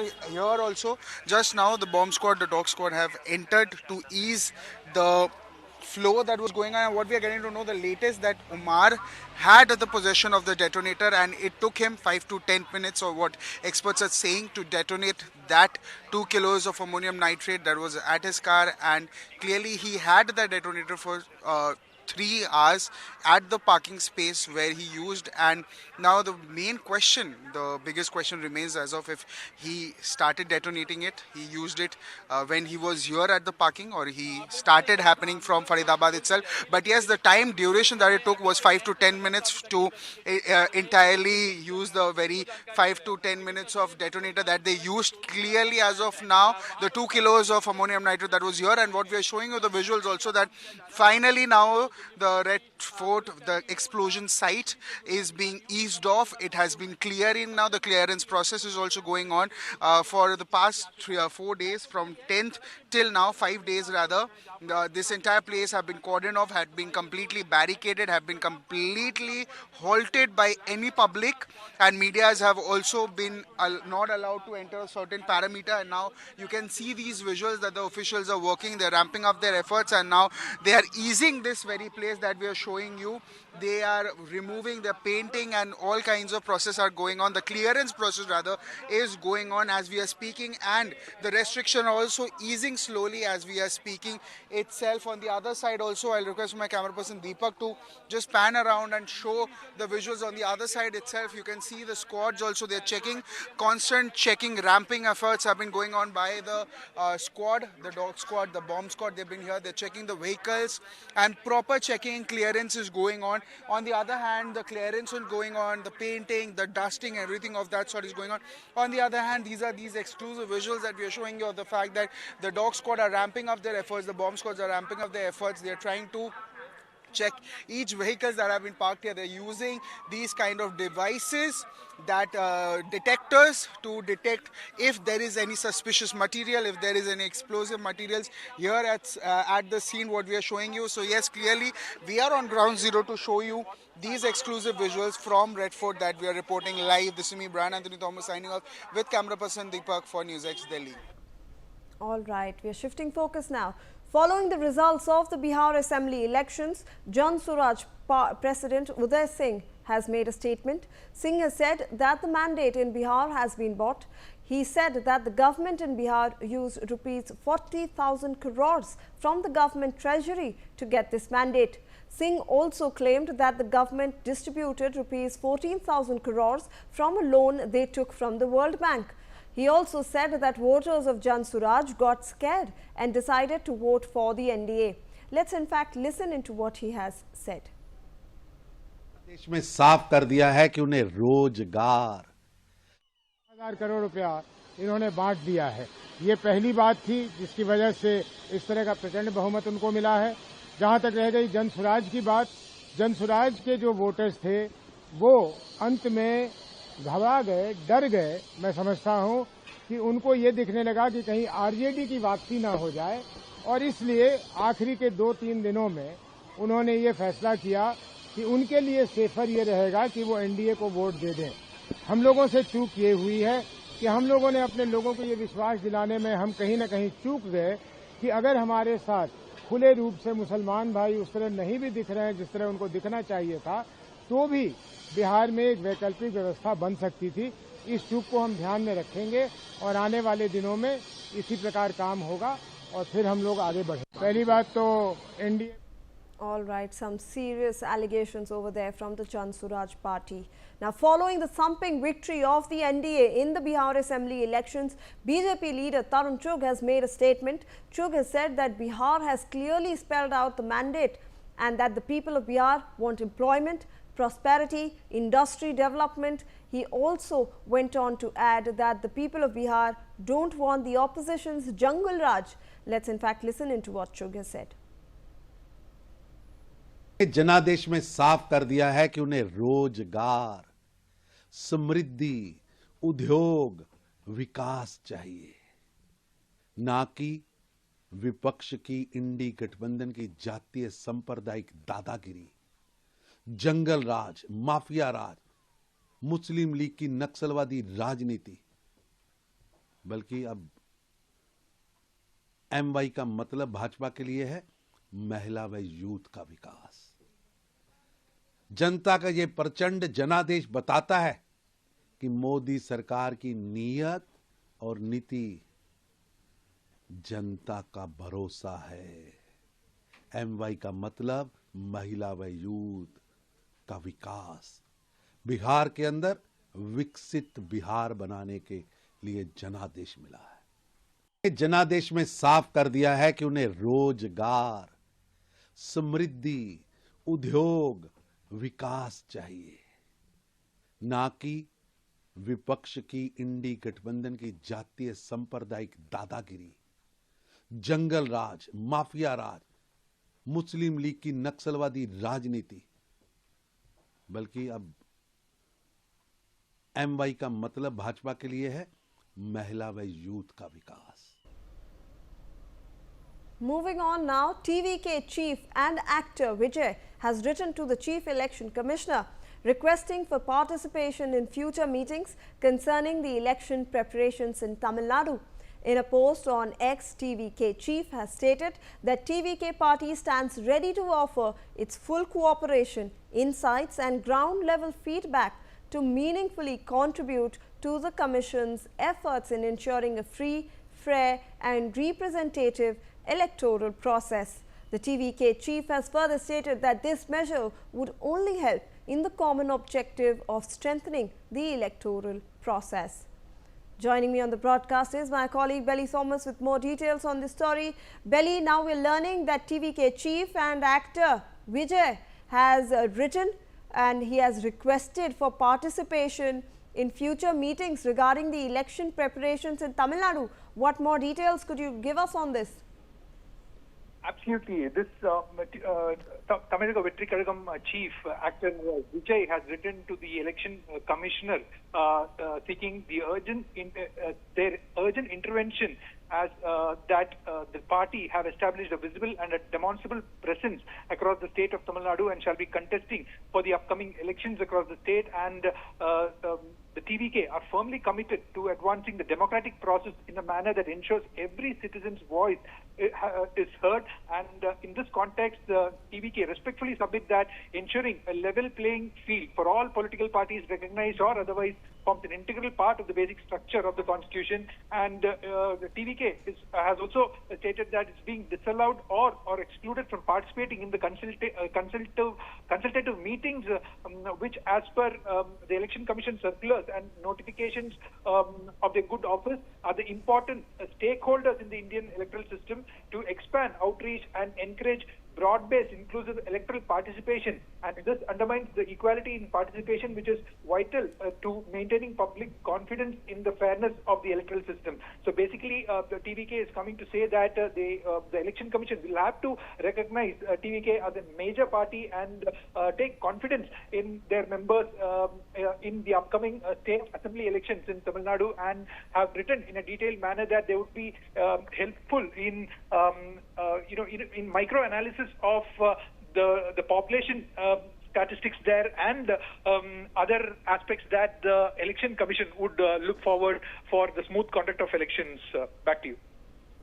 All right, Belly. Thank you so much for all those details. Prime Minister Narendra Modi is in Gujarat, where he will launch projects worth rupees 9,700 crore. The Prime Minister is in the state to attend the 150th birth anniversary celebrations of Birsa Munda. He will also visit the bullet train station in Surat and review the progress of the Mumbai-Ahmedabad high-speed rail corridor, one of India's largest and most significant projects. The Prime Minister is holding a mega roadshow in Narmada currently. You have the visuals on your screens over there. The Prime Minister Narendra Modi can be seen in his motor car, and over there he is waving off to his supporters, to all the people who have in fact gathered over there in Narmada, and he is holding this massive road show. Remember, he is over there in the state to attend the 150th birth anniversary celebrations of Birsa Munda, but he is also attending a lot of other programs, which includes this mega roadshow. You can see, look at the amount of people who have actually gathered over there to greet their Prime Minister. That motor car is traveling slowly. He is waving out to all the people over there who were standing over there just to get a glimpse of their Prime Minister. You can also see him paying tributes over there, in fact, at another function. And earlier in the day, we also saw that he had gone to a temple. He had offered his prayers over there as well. Joining me on the phone line is my colleague Malvika Pandey with more details on this story. Malvika, we are now seeing that the Prime Minister is holding a massive roadshow. He's attending a lot of events in Gujarat. What more could you tell us? Visuals on your screen. the mega roadshow being held by the Prime Minister, and after holding a roadshow in Surat, the Prime Minister has now reached Narmada, where we of course saw the public welcoming him with great aplomb, and over there we see him paying tribute to Birsa Munda. Remember, it is for his birth anniversary that the Prime Minister has reached Gujarat, where he's on this he's driving this mega Vikas push with projects worth over 9,000 crore all set to be inaugurated. And now, after offering prayers at the Devamogra temple, he's now reached Narmada, where he's paying tribute to Birsa Munda on the occasion of his birth anniversary. And we've seen him, undertake many projects on this visit, where he's also taken stock of the bullet train the progress of the Mumbai-Ahmedabad high-speed rail corridor, which he oversaw the current progress in that as well in Surat. And after that, he reached the Devmogra village, where we saw him offering prayers, and now he's over there paying tribute to Birsa Munda on this occasion. Yes, Shivani, back to you. Absolutely. Also joining me on the broadcast is my colleague Jatin Rawal with more on this. Jatin, अभी हम देख रहे हैं prime minister Narendra Modi road show भी कर रहे हैं. उन्होंने पहले सूरत में किया, फिर अभी नर्मदा से विजुअल्स आ रहे हैं जहां पर उन्होंने ये बहुत ही मेगा रोड शो किया, और उसके बाद वो अपने ट्रिब्यूट्स भी ऑफर कर रहे थे वहां पर. हमें और क्या जानकारी दे सकते हैं आप? जी देखिए, बिल्कुल प्रधानमंत्री नरेंद्र मोदी का आज गुजरात का जो दौरा है उसमें आज सबसे पहले वो सूरत में पहुंचे थे, जहाँ पे सूरत में बन रहे मुंबई अहमदाबाद हाई स्पीड जो रेल कॉरिडोर है उसका उन्होंने जो है वो जायजा लिया. उसके बाद नर्मदा जिले के डेडियापाड़ा जो जिला है वहाँ पर वो पहुंचे. वहाँ पर देव मोगरा मंदिर में पंडोरी माता की पूजा अर्चना जो है उनके द्वारा की गई. साथ ही साथ पंडोरी माता को गुजरात अगर बता दें, पंडोरी माता जो है उनको गुजरात, महाराष्ट्र, मध्य प्रदेश, राजस्थान के अलावा बहुत सारे ऐसे जो आदिवासी समुदाय है जो पंडोरी माता को अपनी कुलदेवी के रूप में पूजते हैं. तो प्रधानमंत्री के द्वारा ये पंडोरी माता की आज जो है वो पूजा अर्चना की गई, क्योंकि आज भगवान जो धरती आबा भगवान जो बिरसा मुंडा है उनकी 150वीं जब जयंती है वो मनाई जा रही है. तो इस उपलक्ष्य पर जो है वो पीएम यहाँ पर गुजरात में उपस्थित रहे. पूजा के बाद पीएम ने डेडियापाड़ा के अंदर जो है वो एक खुली गाड़ी में जो है वो लोगों का अभिवादन जो है वो लिया. हजारों लोग सड़क के किनारे पर नजर आए. साथ ही साथ बहुत सारे अलग अलग आदिवासियों का सांस्कृतिक कार्यक्रम भी जो है वो यहाँ पर आयोजित किया गया था. साथ ही साथ अब थोड़ी देर में जो है जो पीएम है वो बहुत बड़ी जनसभा को संबोधित करने वाले हैं, जिसमें तकरीबन 9,735 करोड़ रुपए जितने की अधिक से भी अधिक विकास की परियोजनाओं का जो उद्घाटन और शिलान्यास जो है वो पीएम के द्वारा किया जाएगा. जो प्रधानमंत्री है वो जनजाति आदिवासी न्याय महाअभियान और साथ ही साथ धरती आबा जनजातीय ग्राम उत्कर्ष अभियान के तहत बने तकरीबन 1 लाख से भी ज्यादा घरों के गृह प्रवेश कार्यक्रम में भी सम्मिलित होने वाले हैं. फिर वहां से ये कार्यक्रम जैसे खत्म होगा उसके बाद पीएम जो है वो यहाँ से सीधे सूरत एयरपोर्ट जाएंगे और फिर सूरत एयरपोर्ट से दिल्ली के लिए रवाना होंगे और फिर वहां पर जो बिहारी समुदाय है उनसे मुलाकात करने वाले हैं. जी धन्यवाद Jatin. We're shifting focus now. When interstellar comet 3I Atlas was first spotted in July 2025, astronomers expected another fleeting visitor from deep space, glowing briefly, shedding dust, and eventually breaking up as it approached the sun. However, the comet has defied every expectation.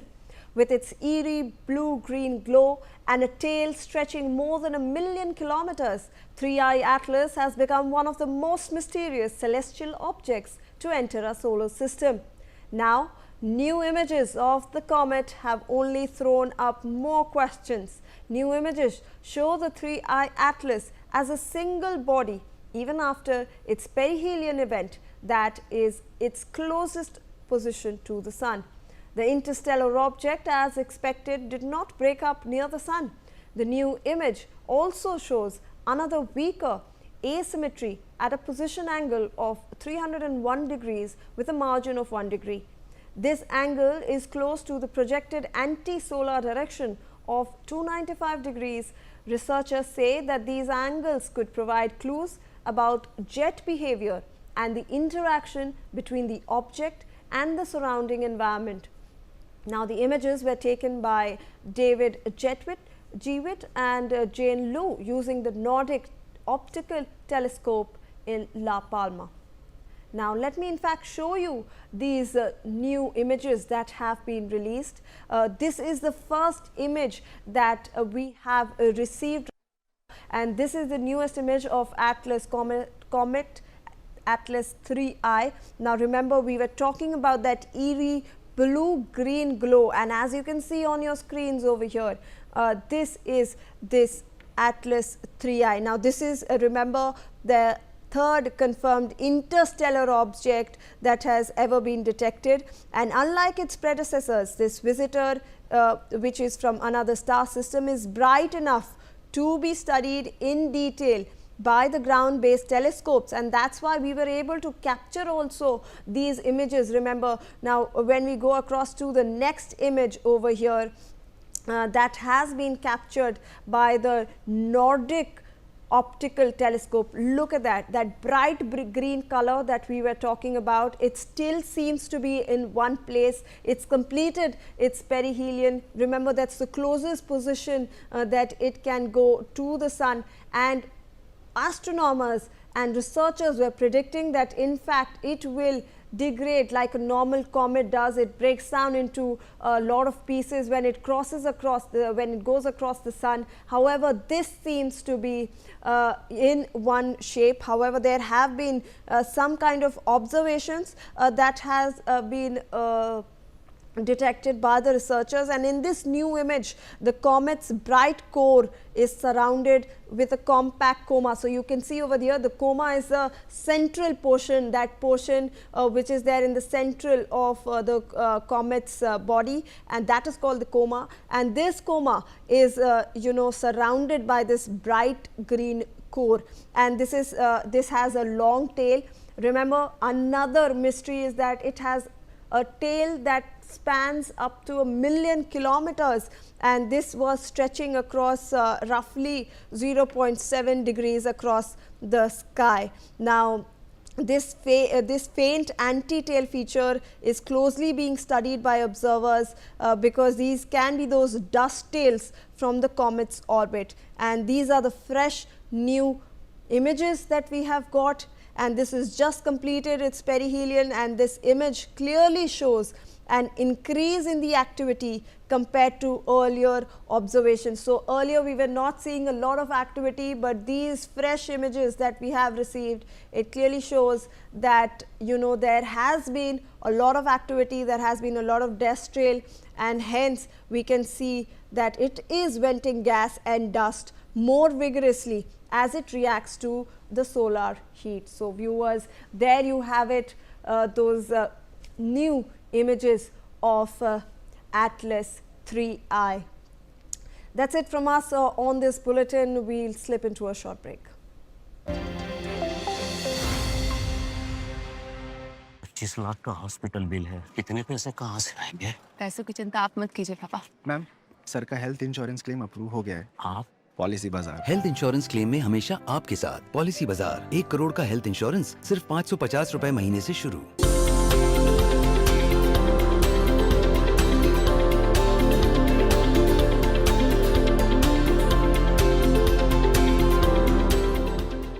Gujarat is a driving engine of India's industrial ambition. Its vision is bold: to accelerate economic growth to $500 billion by FY 2026-27 and to reach $1 trillion by 2030. Today, Gujarat contributes 8.2% of India's GDP. Gujarat accounts for nearly 18% of India's industrial output and a massive 27% share in India's total exports. This foundation is built on robust growth, with the manufacturing sector contributing a commanding 34.6% to the state's gross value added. This unparalleled success is a result of consistent vision and policy, empowering several key industrial pillars. Gujarat की इस विकास यात्रा की शुरुआत तब हुई जब मुख्यमंत्री के तौर पर श्री मोदी साहब ने 2003 में वाइब्रेंट गुजरात ग्लोबल समिट जैसे गेम चेंजर आइडिया दिया। मोदी साहब ने तब कहा था कि यह समिट गुजरात को ग्लोबल इंडस्ट्रियल मैप पर most preferred destination for investment बनाएगी। पिछले 20 सालों में इस इन्वेस्टमेंट ने कैसे गुजरात को आर्थिक और सामाजिक दृष्टि से केवल बदल कर रख दिया है, इसके आप सब साक्षी हैं। इस समिट की सफलता के कारण ही आज गुजरात भारत के मोस्ट इंडस्ट्रियलाइज्ड और अर्बनाइज्ड स्टेट्स में एक हैं। Gujarat is the undisputed leader in chemicals and petrochemicals. The sector accounts for 33% of India's output and a commanding 59% share in India's exports of chemical products. It hosts India's first petroleum, chemicals and petrochemicals investment region in Dahej, which also features India's first chemical port. Gujarat is a global hub for pharmaceuticals. This industry contributes 16% to India's pharmaceutical output and holds a 19.2% share in national exports. The state is home to over 150 US FDA-approved units and significantly the world's first and only WHO Global Center for Traditional Medicine in Jamnagar. Gujarat dominates specialized manufacturing. The Morbi region is the world's second largest ceramics manufacturing zone, accounting for 90% of India's domestic market share and 85% of India's ceramics exports. Gujarat is the global processing powerhouse for diamonds. 72% of the world's processed diamonds are handled here, with 8 out of 10 diamonds polished in the state. This is supported by the world-class infrastructure like the Surat Diamond Bourse and the Dream City project. Gujarat's textile sector accounts for 24% of India's textile manufacturing output. Meanwhile, the auto and auto component industry is emerging strongly, with Gujarat rapidly transitioning into the EV hub of India, supported by major global automobile companies in the Mandal Becharji Special Investment Region. Bharat की make in India इस यात्रा में एक नया अध्याय जुड़ रहा है। आज से भारत में बने इलेक्ट्रिक व्हीकल्स 100 देशों को एक्सपोर्ट किए जाएंगे। Gujarat's leadership is secured by future-ready projects. Gujarat hosts India's first International Financial Services Centre, or the GIFT City, and India's largest greenfield special investment region, the Dholera Special Investment Region. Critically, 38% of the dedicated freight corridor passes through Gujarat, linking its ports to the national hinterland. And in its commitment to green growth, Gujarat is developing the world's largest 37-megawatt wind solar hybrid park in Kutch. With its robust industrial pillars, pioneering policies and mega projects, Gujarat is solidifying its position as the growth engine of India, ready to meet the economic demands of the coming decades. अगर आप बनना चाहते हैं anchor या फिर आप में है जुनून एक तेज तर्रार न्यूज रिपोर्टर बनने का, तो आप ज्वाइन करें IT। 25 लाख का हॉस्पिटल बिल है, इतने पैसे कहाँ से आएंगे? पैसों की चिंता आप मत कीजिए पापा। मैम, सर का हेल्थ इंश्योरेंस क्लेम अप्रूव हो गया है। आप पॉलिसी बाजार। हेल्थ इंश्योरेंस क्लेम में हमेशा आपके साथ पॉलिसी बाजार। 1 करोड़ का हेल्थ इंश्योरेंस सिर्फ 550 रुपए महीने से शुरू।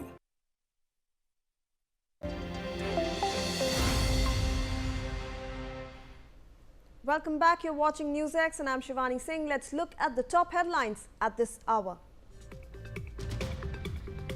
9 people have died with 32 others injured after a massive blast in Srinagar's Nowgam Police Station.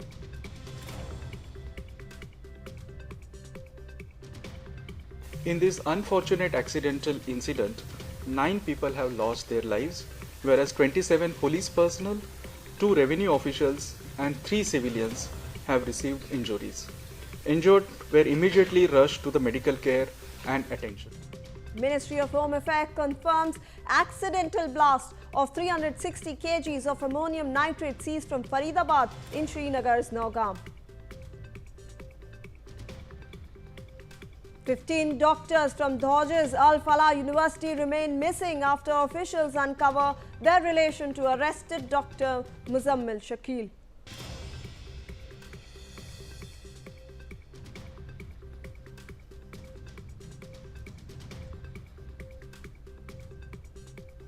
Sources to Newsx have stated that a security agency team has arrested a Dr. Rais Ahmad in Pathankot. The doctor worked at Al Falah University and was in contact with Dr. Umar, the main accused in the Delhi blasts.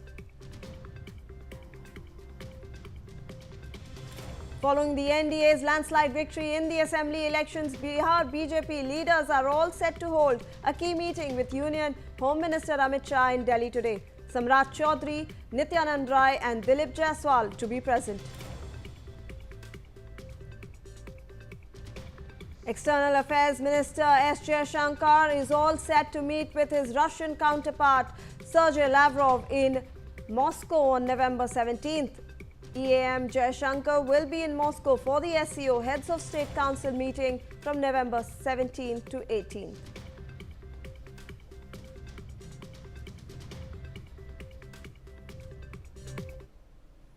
The top story that we're looking at today is that an Indian Sikh woman, Sarabjit Kaur, who travelled to Pakistan as part of a Sikh Jatha for Guru Purab celebrations, has been found to have converted to Islam. Kaur had travelled to Pakistan under a bilateral pilgrimage arrangement. She went missing during the visit and did not return with the group on November 13th. Now, a Nikahnama has emerged, indicating that Kaur had taken the name of Noor Hussain and had married a Pakistani man, Nasir Hussain, in Sheikhpura. Kaur's disappearance has raised concerns within India's security establishment, which believes the case reflects a recurring pattern of pilgrim recruitment, allegedly linked to Pakistan's intelligence network. Joining me on the broadcast is my colleague Ajay Jandyal with more details on this. Ajay, there is this new case that has come to light of Sarabjit Kaur. This woman's, we have reportedly a Nikahnama that states that she has converted to Islam and now over there is also married to a resident. This is a case of a pilgrim recruitment that is supposedly run by the Pakistani intelligence networks. What more details could you share with us? You know, there are possibilities that it seems to be that pilgrimage recruitment Pakistan have done, and that's why, you know, investigation will take place and reveal the things. One, you know, Sarabjit Kaur, who went to Nankana Sahib for offering, you know, prayers over there. She did not return. She went missing over there, and after some days, one letter basically was started circulating in social media that she has converted to Islam and got married to Noor Hussain. That is something definitely really shocking for the family as well. And agencies over here in India, they are also investigating this matter to get the details that how it has happened, for how long she was in touch with this man from Punjab, and whether she has shared anything related to any security or other things, because in the past we have seen that one social media influencer was already arrested by the agencies over here who was in touch with Pakistani handlers. So that is the major reason that you know, authorities are investigating this matter to get more detail about this incident. What else are the authorities actually saying about this entire incident that's come to light? See, authorities haven't shared much, but this is that yes, this is what they are basically investigating, because after the after she did not return back after from Pakistan, and definitely that was the reason.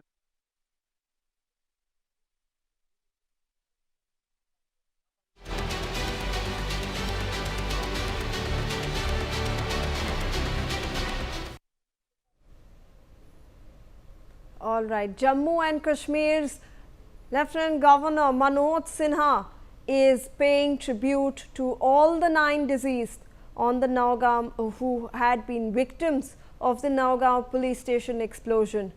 Now on your screens over there you have the wreath laying ceremony that is currently underway, and top officials are expected to be present at the spot. We have J&K LG Manoj Sinha as well, who is also paying his tributes. Now remember that Manoj Sinha also visited the injured who were admitted to the hospitals. He has met them. He has expressed his support to all those who were injured, but he has now, apart from offering condolences to the relatives of the families, we can see live visuals over there coming in from Nowgam, where the LG Manoj Sinha is present at this wreath laying ceremony. Officials are paying their final respects to all those who lost their lives in this incident. Remember that 9 people, including an official of the Jammu and Kashmir Special Investigative Agency or the SIA, 2 revenue department officials, 3 personnel of the FSL team or the Forensic Science Laboratory, and 2 photographers of the crime branch and a local tailor were killed in this entire accidental explosion. Joining me on the broadcast is Jammu and Kashmir Bureau Chief Ajay Jandal with more details on this. Ajay, we are getting live visuals where we can see that tributes and final respects are being paid to all those who lost their lives in this accidental explosion at Nowgam. And also for the friends of those who have lost their people in this incident, and it was a tragic incident which took place last late night, and the operation was going on, and we know that for last several days how Jammu Kashmir Police, they are on job to ensure that they have to fully unearth these terror modules, which are white collar, terror module operating in Delhi, Uttar Pradesh, Haryana, and most of the people, those who basically were involved, they were from the Jammu Kashmir. So the investigation was going on, and when Faridabad exposure took place and explosive recovered from that location was brought to Kashmir, and they were doing sampling, and in a accidental explosion, this 9 lives they have lost, and LG Manoj Sinha, DGP Jammu Kashmir Police, senior officials of the civil administration and the Jammu Kashmir Police, they are present at that moment, and definitely this is to pay solidarity and also to give a message to the countrymen and the people of Jammu and Kashmir and family members of these martyrs that yes, nation stands with nation stands with them, people, and the government also stands with them, and definitely we have seen that how the message was very clear by the LG as well, that they are also investigating this matter to ensure that what was the reason behind it, how this accidental explosion took place, which took life of the people involved in this investigation, whether it was a FSL team or a Kashmir police personnel, other revenue officials, those who were present as a magistrate and other means. Right, Ajay, please do stay on with us. We have these visuals over here. The LG of Jammu and Kashmir, Manoj Sinha, present over there in this solemn ceremony. Everyone is over there paying their final respects to those 9 innocent people who lost their lives in this accidental explosion that took place at Nowgam. Remember that these all included officials, security personnel and people who were part of this entire investigative agency that were looking into the probe of these chemicals and explosives that were seized in Faridabad. And that's how this accidental blast actually took place over there. You can look at those visuals on your screens over there. The police officials as well paying their final tributes to those 9 people who lost their lives. These include an official of the J&K SIA or the Special Investigative Agency. It includes 2 Revenue Department officials, 3 people of the FSL team, 2 photographers of the crime branch. So almost all of these are security personnel over there. Their final respects you can see on your screens.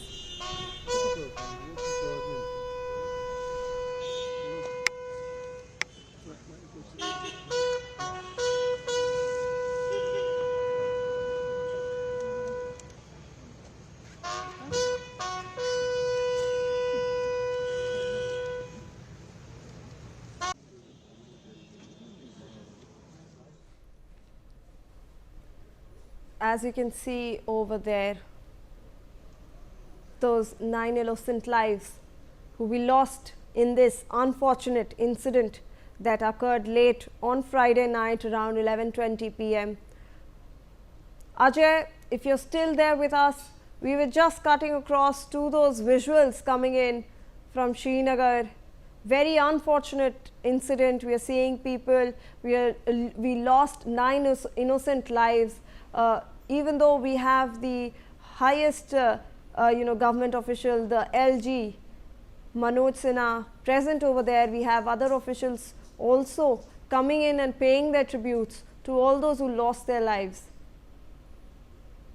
Yes, it's a painful moment. As I said, that it was a tragic incident which took life of 9 of our soldier and the civilian, those who were present over there. And immediately, after this incident happened, LG Manoj Sinha, when came to know about this incident, they immediately he was monitoring the situation. And now, when it comes to the paying tribute to the martyrs and other those who have lost their life, LG Manoj Sinha, Nowgam Kashmir, DG Jammu Kashmir Police, IG Kashmir, other senior officials, top officials of the Jammu Kashmir Police and the civil administration, they also are present over there. And no doubt that the family member, they have lost their people in this incident, but their authorities over here in the Jammu and Kashmir, they are going to ensure that whatever negligence happens, that should not repeat in the coming day. And they have also ordered a probe into this matter, that what was the reason that how this has happened. Family members, we have seen that they were trying to reach out to the location, and they are also demanding that justice should be given, that what are the reasons behind it, that has to be properly investigated. And LG has also ordered a probe in this matter. So definitely justice will be done, but no doubt that they have lost their people. That is something which is a very painful moment for them, and they are going through this pain. And those who lost their life, they will not return. But authorities in Jammu Kashmir and India, they will ensure that the left behind, the family members, they will be taken care of. Absolutely. We can see those visuals coming in where they are paying their tributes. They observed a minute or 2 of silence as well to pay their respects to the departed souls. Remember, these are 9 innocent people who've lost their lives, and the J&K LG Manoj Sinha over there also coming in and paying his respects to all those who lost their lives. Let's go over the entire incident that has happened. There were 360 kgs of ammunition, explosive material that were actually stored at the police station over there.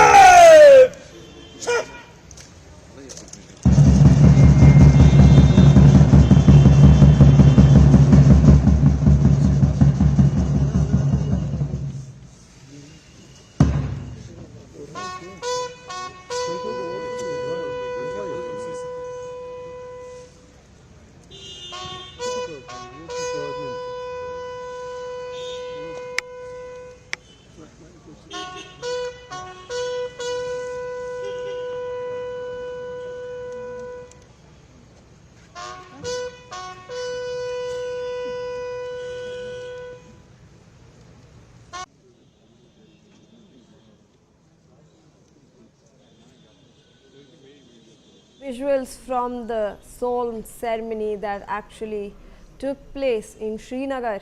We had the J&K LG Manoj Sinha also present over there, and many other top government officials who were present to pay their final respects to the 9 people who lost their lives in this accidental explosion. Joining me on the broadcast is my colleague Ashik Mir with more details on this. Ashik, we were just going through those visuals that are coming in of that solemn ceremony where the J&K LG Manoj Sinha and other top government officials paid their final respects to all those 9 innocent lives who were lost in this accidental explosion. It's a tragic incident which has taken the whole country. And right now we are outside the police control room, Srinagar, where all the matters have been taken to the families. And also earlier we have seen the J&K LG Manoj Sinha was there. He was paying the tribute, including the top officials of Indian Army and other security agencies. So far, right now, we are showing you the visuals how the families are coming out after the wrestling ceremony, which was held in Srinagar's police control room. My video can show you the top officials of civil administration, including police and army, are coming out after paying the rich tribute to the heroes of these nations. Right now, we are standing outside the police control room, Srinagar, as you can see in visuals also. Maybe they can show you in visuals how the security is being also beefed up there, because earlier we have seen the J&K LG Manoj Sinha has also paid a rich tribute, and he has also visited the injured people who are being treated in different hospitals in Srinagar. Right now, my Vijay is showing you the ambulance of martyred Mohammad Shafi Pare, who was a tailor, and he was also there for some work in police station Nowgam when this explosion exploded in the Nowgam police station. And there are ambulances which are coming from the police control room. Earlier we have seen the families also, families of martyrs who were attending the wrestling ceremony, and you are seeing the visuals as my video is showing you another ambulance where another dead body of a martyr, Sohail Ahmed Ratir, who is also in police department, have been taken for the last rites. What do you? Absolutely, we are seeing those live visuals as well, and you are also present at that spot where we can see that security personnel are also present. We can see those ambulances moving forward, and we just witnessed that ceremony where the J&K LG was also present. A very unfortunate incident, Ashik, that is that has come to light over there in Nowgam. But however, the investigative agencies are also probing this. The LG has also asked for a probe into this entire incident. A lot of condolences are also pouring in, Ashik. Well, as you said, the lot of condolences are being witnessed in Srinagar. We have earlier seen the J&K LG Manoj Sinha has also condoled the sad the demise of these martyrs. And also we have seen the former Chief Minister of J&K, Farooq Abdullah, has also condolence, and earlier we have seen the political party leaders. They were also very much tragic incident which has occurred, and shocking wave in Srinagar and other parts, rest of the country. Earlier we have seen that how the security officers, my VJ can show you in visuals, how the security forces, including some top officials, are coming out from the police control room in Srinagar after paying the wrestling ceremony. And these are the visuals we are providing from the ground zero. And the situation still remains tense in Kashmir, because there are investigation ongoing on the blast which has occurred in Srinagar's Nowgam Police Station. And earlier we have seen the same kind of a blast which was occurred in the Delhi's Red Fort area, in which 13 civilians lost their lives. Now another blast, and it has already been investigated by the investigative agencies. Now you can see the wrestling ceremony was held in this police control room for the 9 brave hearts of the security officials, including 1 magistrate and 1 civilian who lost their life in this tragic accident. And also you can see some family members are also coming, but we will try to speak with them, but they are very much in a shocking position. They won't talk. We have earlier tried to talk with them, but the situation very much grim here in Srinagar, where the dead bodies have been taken for the last rites. Over to you. Absolutely, Ashik. Thank you so much for all those details on that story. We are shifting our focus now to the Delhi Red Fort blast case.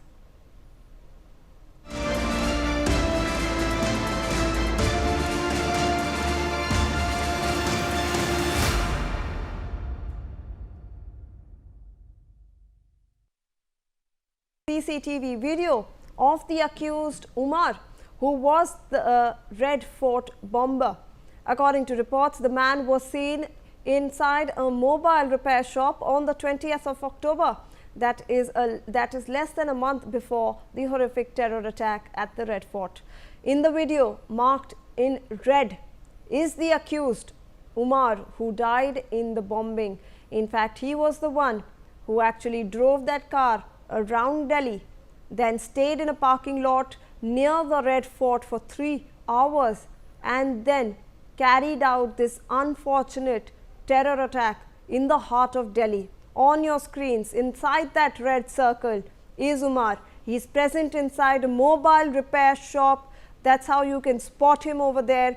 And this is barely a month before he carried out this ghastly attack in the heart of Delhi at the Red Fort. You can see over there, he's interacting with people, and inside that red circle, you can spot Umar. That's the bomber, the person who actually drove that car to that Red Fort area and then blew that entire car apart. And a lot of innocent lives were lost because of this. Joining me on the broadcast is my colleague Javed Hussain with more on this.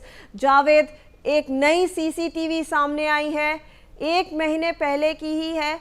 वहाँ पर हम देख रहे हैं कि जो उमर है वो एक मोबाइल रिपेयर शॉप में प्रेजेंट है और वो लोगों से भी बातचीत कर रहा है. इसके बारे में ज़रा हमें जानकारी दीजिए.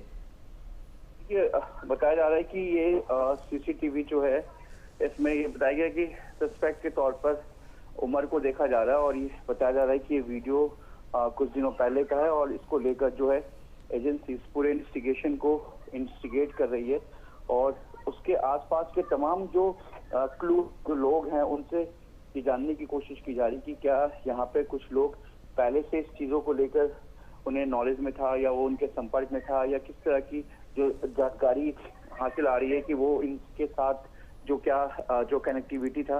इन तमाम एंगल को लेकर जो है ऐसी अपनी इन्वेस्टिगेशन को जो है वो आगे बढ़ा रही है. जी जावेद, हम ये भी देख रहे हैं कि बहुत सारा इन्वेस्टिगेशन भी ऑब्वियसली जारी है इस पूरे केस में। हम वाइट कॉलर टेरर मॉड्यूल को बस्ट करने के बाद बहुत सारा इन्वेस्टिगेशन भी चल रहा है, बट एक एंगल पे सारी इन्वेस्टिगेटिव एजेंसीज ये भी करने की कोशिश कर रही है कि एक ट्रेल ऑफ थॉट जो रहता है, एक ये कहाँ गए थे, कैसे गए थे और क्या कर रहे थे। तो जो सीसीटीवी जो बरामद हो रही है अभी फुटेज, अभी ये 1 महीने पहले की थी, ये कैसे इन्वेस्टिगेशन को हेल्प करेगा? देखिए, ये इन्वेस्टिगेशन में एक कहीं ना कहीं टेक्निकल एविडेंस के तौर पर ये जो फुटेज है बेहद मायने रख रहा है। और इस फोटो में जिस तरीके से जो बताया जा रहा है कि ये उमर यहाँ पर पहुंचा था और अपने जो मोबाइल को यहाँ पर वो दिखा रहा है और कितने आराम से बैठा हुआ है, तो इस चीजों को लेकर जो है एजेंसी जो है पूरा क्रॉस जो है वो इन्वेस्टिगेशन कर रही है और एक एक रूट की मैपिंग की जा रही है।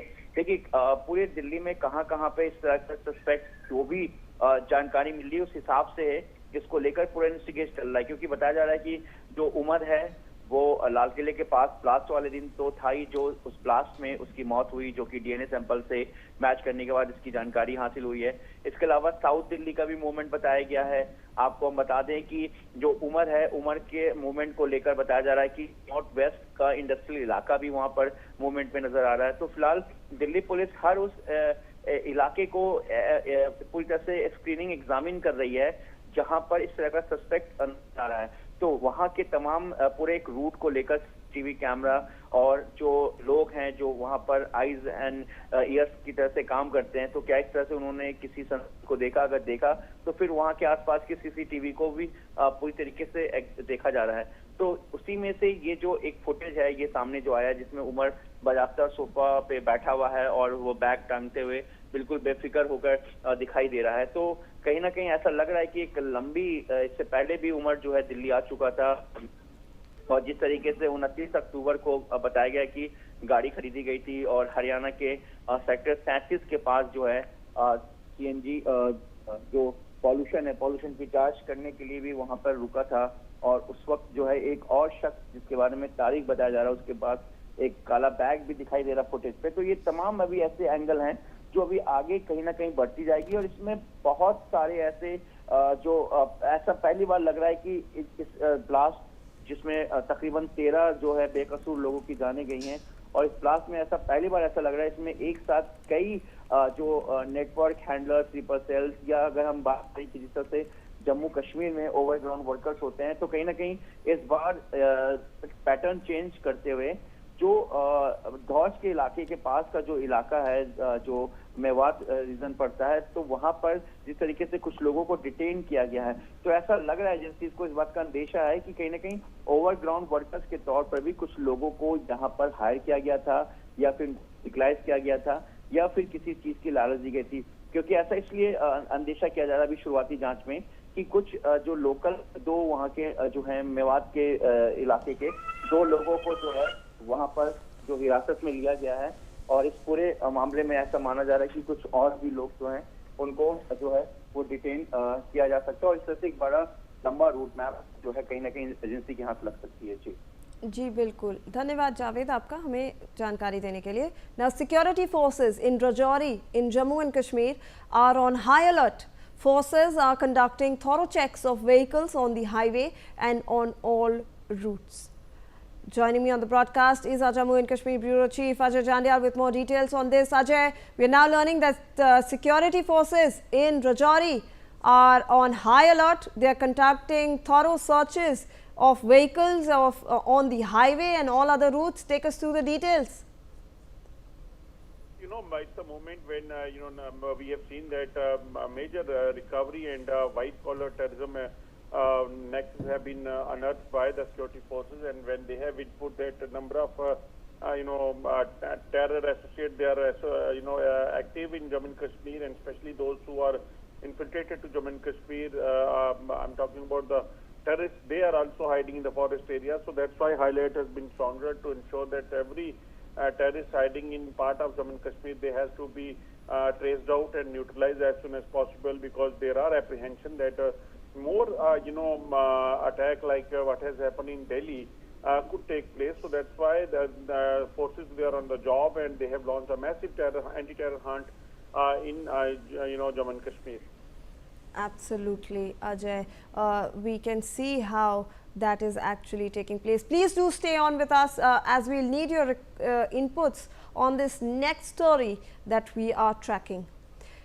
India has criticized Pakistan, heading the Security Council's Committee on Sanctions against the Taliban and co-chairing the counter-terrorism panel.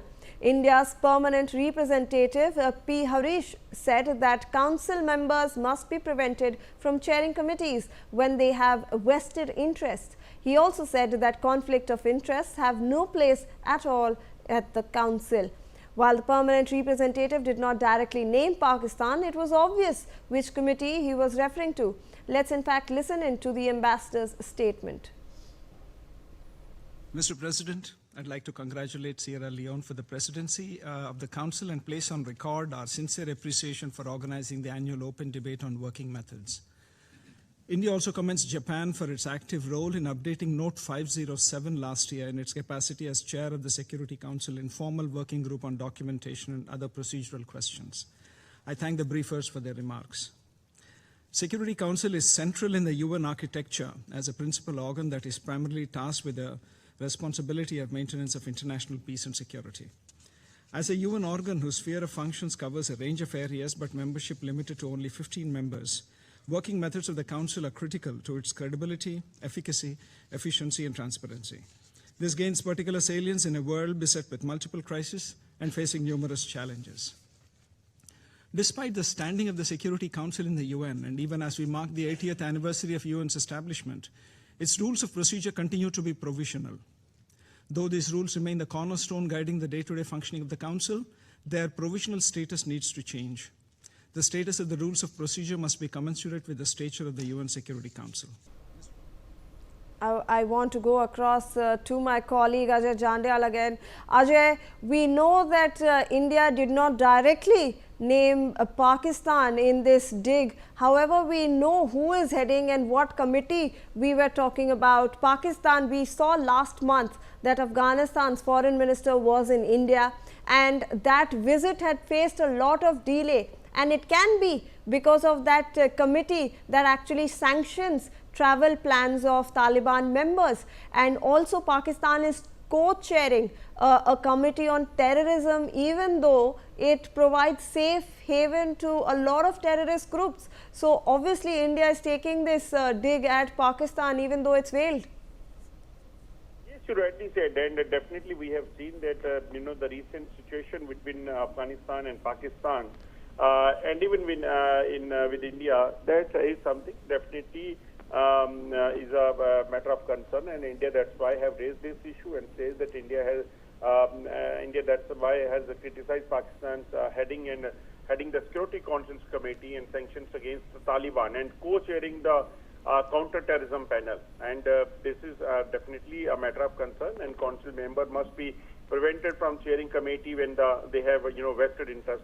Definitely in Pakistan have the vested interest, and we have seen that how India have says that obvious and outright conflicts of interest can have no place in the council. That is what have been conveyed in the meeting. Right.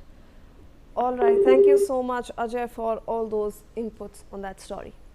Now, Prime Minister Narendra Modi greeted the people as he reached the venue at Dediapara in Narmada district to participate in a program marking the 150th birth anniversary celebrations of Birsa Munda. Remember, the Prime Minister earlier paid floral tribute to Birsa Munda in the Narmada district of Gujarat. On this occasion, Prime Minister will also inaugurate and lay foundation stones of various infrastructure and development projects worth over 9,700 crore and is also expected to address the public gathering soon. Joining me on the broadcast is my colleague Manohar Kesri with more on this. Manohar, अभी हम देख रहे थे prime minister Gujarat में है, उन्होंने road show भी किया नर्मदा ज़िले में, और अब हम जानते हैं कि वो बहुत सारे इंफ्रास्ट्रक्चर प्रोडक्ट्स को इनॉग्रेट करेंगे. 9,700 करोड़ का इनका टोटल वैल्यू है. एंड उनके उसके बारे में हमें थोड़ी सी जानकारी दीजिए। देखिए, बिल्कुल प्रधानमंत्री नरेंद्र मोदी गुजरात के हैं और साथ ही साथ आज बिरसा मुंडा का भी 150th बर्थ एनिवर्सरी सेलिब्रेशन है, तो वहाँ पर उन्होंने धरती आबा भगवान जो बिरसा मुंडा है उनको नमन किया, उन्होंने श्रद्धांजलि अर्पित की है और साथ ही साथ कई ऐसे प्रोजेक्ट्स हैं जो वहाँ के डेवलपमेंट के लिए, मल्टीपल कनेक्टिविटी के लिए प्रधानमंत्री जो है सो फाउंडेशन रखेंगे और साथ ही साथ इनोग्रेट भी करेंगे। इसका एलोकेशन जो है सो 9,700 करोड़ रुपए का है। तो ऐसे में हम ये कह सकते हैं कि प्रधानमंत्री नरेंद्र मोदी एक बड़ा सौगात जो है गुजरात वासियों को देने जा रहे हैं। जी जी बिल्कुल, धन्यवाद मनोहर। We're shifting focus now on breaking news coming in. Actor Karishma Kapoor's children claimed before the Delhi High Court that the fees of one of them, who is studying in a US university, has not been paid for 2 months. The submission was made before Justice Jyoti Singh, who remarked that she did not want the proceedings to become melodramatic and directed Priya Kapoor's counsel, she is the wife of the late Sanjay Kapoor, to ensure that such issues are addressed privately and not brought back to the court. The court was hearing a petition filed by Samaira Kapoor and her brother, the children of Karishma Kapoor, contesting their late father Sanjay Kapoor's reported will, which reportedly concerns assets valued at rupees 30,000 crore. Joining me on the broadcast is my colleague Sambhav Sharma with more details on this. Sambhav, what more details could you share on this story where we are seeing that Karishma Kapoor's children have approached the court and filed that their fees hasn't been paid? Ongoing battle, a legal battle in the Delhi High Court. We have supported this case earlier as well. This case is regarding in this Sanjay Kapoor's estate, some 30,000 crore estate in the court, and senior advocate Mahesh Jethmalani is representing Karishma Kapoor's children Samaira and Kian. And here in the recent development when Karishma Kapoor's daughter made this argument to senior advocate Mahesh Jethmalani that the 2 months of her university fee were not paid from her late father and in the late Sanjay Kapoor's estate. And to this, the Delhi High Court has asked the parties that not to be melodramatic and try to argue on facts. And if we talk about the arguments happened in this case, Mahesh Jethmalani has argued that 2 months of the expenses towards Samaira's education in the United States, as you rightly pointed out, have not been released by late industry's wife Priya Kapoor after the petition was filed.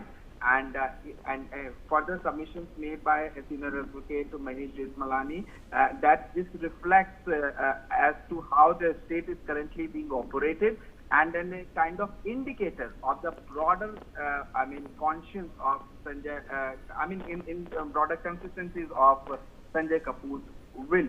And to which the Delhi High Court has asked the parties involved not to be melodramatic. And on the other hand, senior advocate Rajiv Nair, who is appearing for Priya Kapoor, termed these claims to be fabricated and baseless. And this is, it's not for the first time, Rajiv Nair, senior advocate, has termed certain claims as fabricated and baseless. Earlier also it said similar kind of statements that in the Delhi High Court. So this is a legal battle going on in the Delhi High Court. Recent development is that the Delhi High Court asked the parties that not to be melodramatic and argue on facts. Right. Thank you so much for all those details on that story. We are now shifting focus to the 10/11 Delhi attack case. The DMRC has stated that gate numbers 2 and 3 at the Lal Killa metro station are now open for commuters. Remember that the metro station had been shut after the car blast near the Red Fort. Gate number 1, which was near the blast incident and where the actual blast occurred, it continues to remain shut. Joining me on the broadcast is my colleague Javed Hussain with more details on this. Javed, finally हमें अभी खबर मिल रही है कि gate number 2 और gate number 3 Lal Qila metro station के खोले जा चुके हैं पैसेंजर्स के लिए. हाउएवर गेट नंबर 1 अभी तक बंद है. इसके बारे में ज़रा हमें बताएं प्लीज़. और देखिए, गेट नंबर 2 और 3 मेट्रो स्टेशन को लाल किले के पास आखिर सोमवार के बाद हुए बॉम्ब ब्लास्ट के बाद जो है उस गेट को खोल दिया गया है.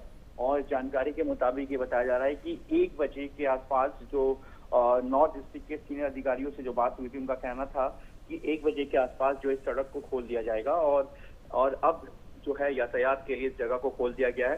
फॉरेंसिक की टीम की अगर बात करें, NIA की, दिल्ली पुलिस की और आपको दूसरे एजेंसीज की, जो NSDs के अलावा तमाम एजेंसीज वहां पे पहुंची थी, सभी ने सैंपल्स को कलेक्ट कर लिया. इसको लेकर अब जांच चल रही है और जो जांच का जो एक मेन दायरा है अब वो हरियाणा ढौज के आपको अल्फला यूनिवर्सिटी के पास आकर बेस बन गया. और इसका एक दूसरा जो ऑफिस, जो बैरियर ऑफिस है जो इसका, वो यहाँ पे जामिया के पास जो इलाका है वहां पर जो है यहाँ पे इसका हेड ऑफिस है, जहाँ पर इसके लीगल एडवाइजर ने मीडिया से बात करके अपनी बात रखी थी. लेकिन सबसे बड़ी बात यह है कि जिस तरह से गेट लाल किले के बिल्कुल पास के गेट, जो मेन गेट है लाल किला के पास, जहाँ पे मेट्रो स्टेशन भी है, वहां पर जिस तरह से ब्लास्ट हुआ उसके बाद इस रास्ते को पूरी तरीके से बंद कर दिया गया था.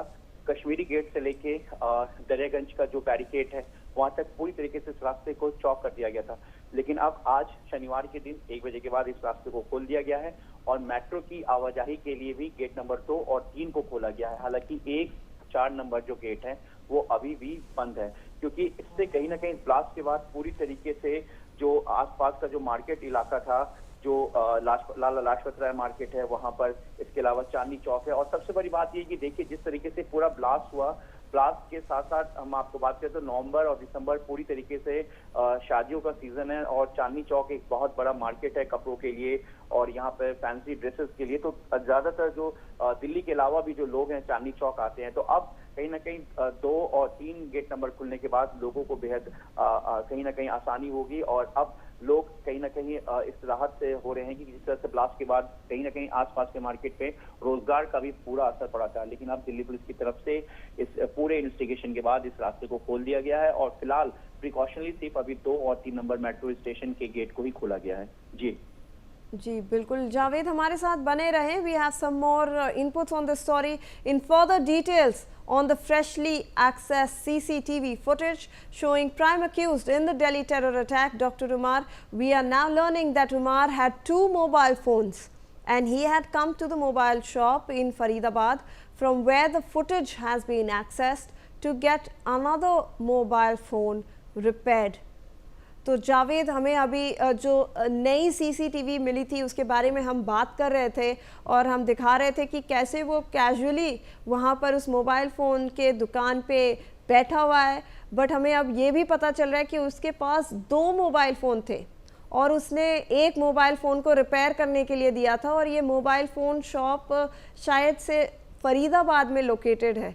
तो ये पूरा जो प्लॉट है वो वापस घूम के फरीदाबाद पहुंच रहा है और हमें ये भी पता है कि सोशल मीडिया कितना इम्पोर्टेंट था, मोबाइल यूसेज, कम्युनिकेशन कितना इम्पोर्टेंट था ये पूरे टेरर प्लॉट में. जावेद, उमर नबी का एक नया CCTV फुटेज सामने आया है जो कि दिल्ली से सटे फरीदाबाद इलाके का बताया गया है और ये फरीदाबाद के एक दुकान का है जहाँ पर साफ देखा जा सकता है कि उमर किस तरीके से शॉप के अंदर बैठा हुआ. उसके पास 2 फोन थे जिसमें से एक खराब हो गया था और जिसे वो ठीक कराने के लिए फरीदाबाद की ही मोबाइल शॉप के पास आया था और जबकि दूसरा मोबाइल उसके पास ही था.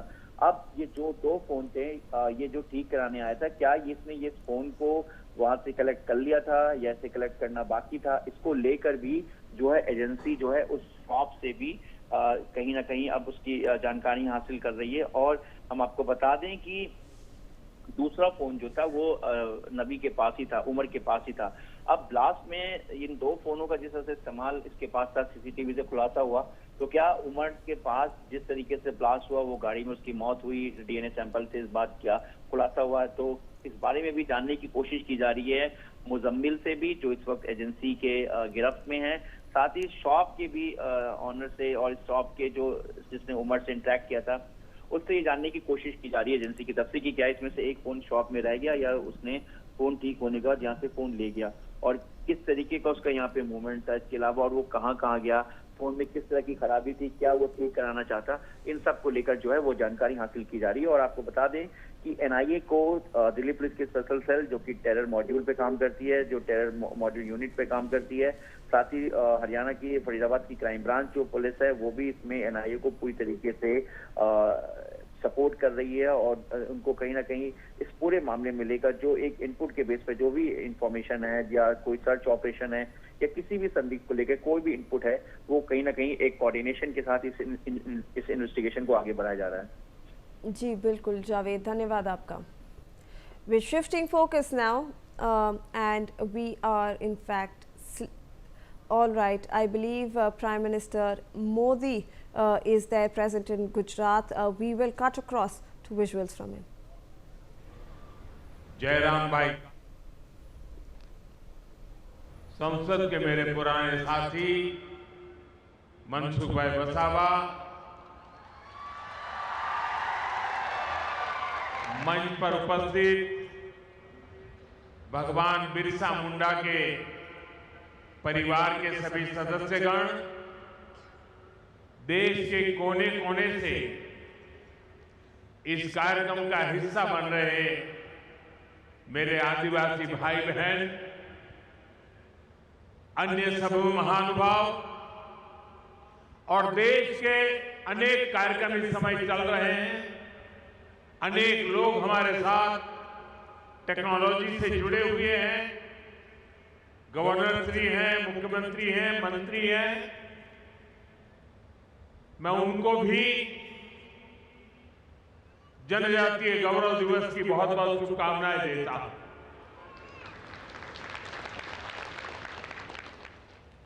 हम तो मारे तुम्हारी पास आओ गुजराती बोलવાનું હોય,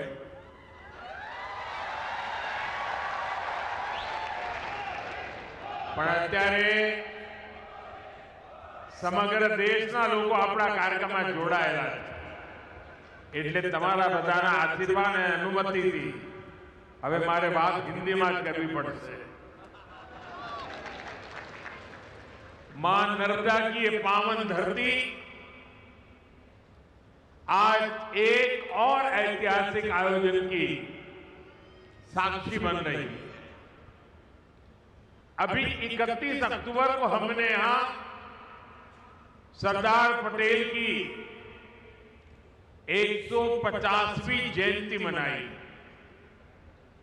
हमारी एकता और विविधता को सेलिब्रेट करने के लिए भारत पर्व शुरू हुआ और आज भगवान बिरसा मुंडा की 150वीं जयंती के इस भव्य आयोजन के साथ हम भारत पर्व की पूर्णता के साक्षी बन रहे हैं। मैं इस पावन अवसर पर भगवान बिरसा मुंडा को प्रणाम करता हूं। आजादी के आंदोलन में गुजरात, राजस्थान, मध्य प्रदेश और पूरे जनजातीय क्षेत्र में आजादी की अलग जगाने वाले गोविंद गुरु का आशीर्वाद भी हम सबके साथ जुड़ा हुआ है। मैं इस मन से गोविंद गुरु को भी प्रणाम करता हूं। अभी कुछ देर पहले मुझे देव मोगरा माता के दर्शन का भी सौभाग्य प्राप्त हुआ।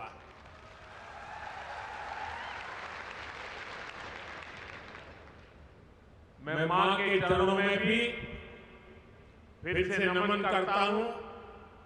बहुत कम लोगों को पता होगा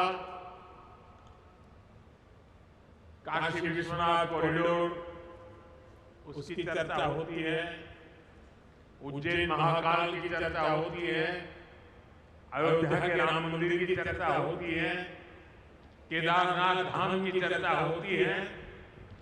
पिछले एक दशक में ऐसे कई हमारे धार्मिक ऐतिहासिक स्थानों का विकास हुआ है, लेकिन बहुत कम लोगों को पता होगा मैं 2003 में मुख्यमंत्री के रूप में जब कन्या शिक्षा के लिए देरियापाड़े में आया था और तब मैं मां के चरणों में नमन करने गया था और उस समय वहां की जो स्थिति मैंने देखी थी, एक छोटी सी झोपड़ी जैसी जगह थी और मेरे जीवन में जो पुनर्निर्माण के अनेक काम हुए होंगे तो उसकी अगर मैं गर्व के साथ कह सकता हूं, उसकी शुरुआत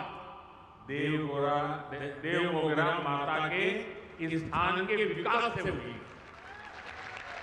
और आज जब मैं गया तो मुझे बहुत अच्छा लगा कि लाखों की तादाद में आप लोग वहां आते हैं, मां के प्रति अपार श्रद्धा, खासकर हमारे जनजातीय बंधुओं में। साथियों, डेरियापाड़ा और सागबाड़ा का एक क्षेत्र कबीर जी की शिक्षाओं से प्रेरित रहा और मैं तो बनारस का सांसद हूं और बनारस यानी संत कबीर की धरती, इसलिए संत कबीर का मेरे जीवन में एक अलग स्थान स्वाभाविक है। मैं इस मंच से उन्हें भी प्रणाम करता हूं।